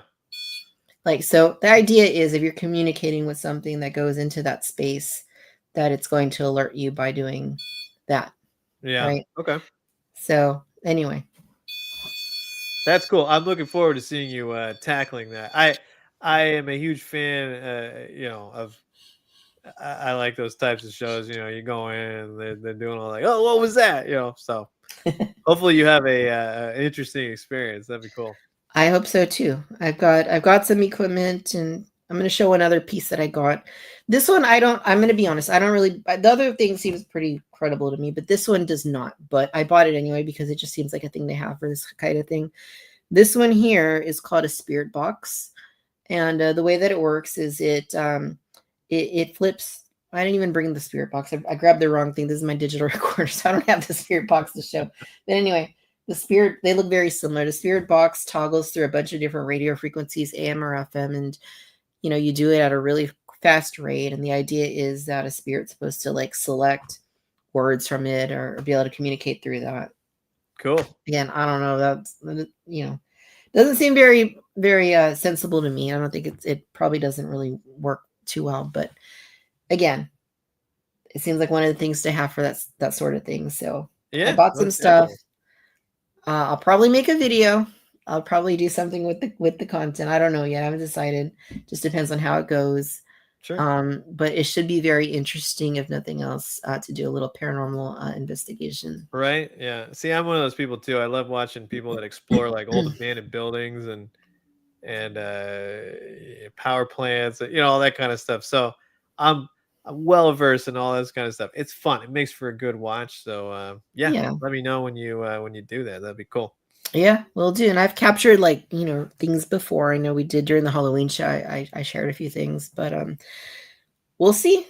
We'll see. Heck yeah. Well, very cool. Bob asking if I've been to the Okigata forest, and no, I have not. I've not done that. Maybe one day. That's a spooky forest. It is a very spooky forest. All right, so we're gonna go and those are all my acquisitions, and we'll just read through the acquisitions here. Mary says, I picked up Wave 1 of NECA's Nightmare Before Christmas. Nice. And Hot Toys exclusive Death Trooper from Ahsoka. Very nice. Congrats on that, Mary. I know that one was a hard one to obtain. Cool. Dodgson says, this can't wait till next year. Another good friend of mine hooked me up with a gem. A Jurassic Park 2009 Bull T-Rex is on its way. Was worth every penny. Paid quite a fortune. Oof. Yeah. That is a good one to have. Dodgson, I actually have one too. It's it's out of my arm's reach, but it is a really nice piece. I remember seeing that at Toys R Us back in 2000. That's about when I was working at Toys R Us, I think, and they had it at the time. Let's see. PW1, I got the remainder of the AliExpress Clone Troopers in 3.75 scale, and they're amazing knockoffs. Nice. You know, it's funny about AliExpress. Most of the time, you know, people like, everything that comes from a different thing is always like a knockoff, but you'd be surprised. It's they're probably closer than you think. I know, right? How do they do it? Cute Cult says, I was floored to discover 1992 video store promotional Hollywood sign clock with Hollywood from Cool World lounging atop. Oh, that's a cool find. Heck yeah. Rick says, finally received one of my Hot Toys Night Troopers in Shopper this past week. Fingers crossed one of my Star Wars Ghosts is supposed to be delivered tomorrow. My Ghostbusters 2 in the box came in this week. Cool. Very nice. Lots of big things coming. Yeah. Lots of big things arriving. And Rick also got the Mickey popcorn bucket at Disney World. Nice. That's a popular bucket. Yeah. And I think those are all the acquisitions I see here in the chat. So cool. All right. Well, shoot, we've been going for 2 hours and 44 minutes. I don't know how. It doesn't seem like it's been that long, but no, it was a blast. This was great. Yeah, no. Toy Shiz, thank you so much for coming on for the last stream of 2024 and hanging out with me tonight. Yeah, thank you so much for having me. This was a lot of fun. I haven't gotten really a chance to do a lot of these kind of streams. Although, you know, a lot of thank you for the heads up. We'll just say that because I'm able to really plan it out and make absolute sure that I can, you know, make the time and do this. But thank you so much for having me be on, and it's always a pleasure talking with you and seeing you at all the various conventions. And I'm sure I'll be seeing you a lot in 2025, right? Yeah, I think so. Heck yeah. I know. It's everything is going to be right around the corner. I know it's going to come up fast. And then we'll be at this point again next year, December 2025. And, yeah. Christmas again. Anyway, I have links down in the description so everybody can look you up on the socials. But can you let our viewers know where they can go to look you up? Yes, you can find me on Instagram, Twitter, Blue Sky, YouTube, pretty much anything besides Snapchat. I gave up on that because I don't want no weird pictures coming in. But you can find me at Toy Shiz, always and everywhere, and 24/7, 365. Nice. Although this week I'm taking a little bit of a break, but I'll still be around. But you get the idea. It's Christmas. Give me a break, people. No. Yeah. No, we get the idea. And I'm going to be doing the same thing. I'm going to be taking out the break from social hour. I really think I'm going to try and take some time off of just being online. To just be, just be a little bit more present. Yeah. I could still work in my collection. I could still work on my shelves and my toys and stuff, right? I just won't be like on the internet, but I could still have fun with all this stuff. So. Oh, of course. Yeah. This is one of the best times to do it too. Winter break, and you get all the new toys, and you want to set them up. So it'll be fun to go through there, and a challenge to do that as always. But it'll be fun. No, it's space has become a thing. So maybe in 2025 I got to get rid of some stuff. I say that every year, and I do little by little, but then it's never nearly as much as I need to get rid of. It really isn't. Yeah, I hear you on that. Well, thank you, and thank you to everyone being here. This was fun. Thanks for all the chats and all that good stuff. Yeah, for sure. No, so thank you again, and thanks to everybody else who's been hanging out with us tonight. If you're watching on the replay, thank you for watching the replay. I guess I just want to end by saying once again, you guys, 46 shows this year. It's quite a few shows, but every single one of them was fun and enjoyable. And, thanks to all the guests that we featured on Cantina Social Hour this year. Thanks to all of you who have been with us here in the chat, hanging out and watching. Even if you're not commenting, we really appreciate you watching the show and being present with us. Thank you so much for that. I'm really grateful to all of you. Love you guys. Thanks for all the positivity and good energy you bring to Cantina Social Hour. Really appreciate it. And, January 17th, we'll be back. I'll be a year older, but we'll be back during that time. But happy birthday early, right? Thank you. Yeah, definitely early. Yes, thank you. And yeah, it's been a blast. I hope everybody has a great, great happy holidays. Merry Christmas, Happy New Year, all that stuff. Enjoy your time with your loved ones, friends, whomever it is that you celebrate. If you celebrate alone, then, you know, that's cool too. Get some rest, re-energize and recharge his creative energies and forces. And, you know, this isn't goodbye, it's farewell. But you know, genuinely, thank you guys. Really, really, really appreciate you. And I hope that you have a very, very safe, merry, and happy, and jolly holiday season. And we will see you in 2025, January 17th. We will be back 4 weeks from today. And I'll be looking forward to it. And I hope that you guys make it back here safe and sound. And if I don't make it back safe and sound, well, remember, I am doing a ghost investigation. So that could be the reason why. I'll be back. No worries. I'll be back. But yeah, you guys, thank you. No matter where you're tuning in from out of the galaxy, thank you for watching Cantina Social Hour. We really appreciate you. Be well, be safe. May the force be with you. We will see you very soon. Bye, everybody. Thank you, everyone. Bye-bye. Happy holidays. Thank you. Thank you very much.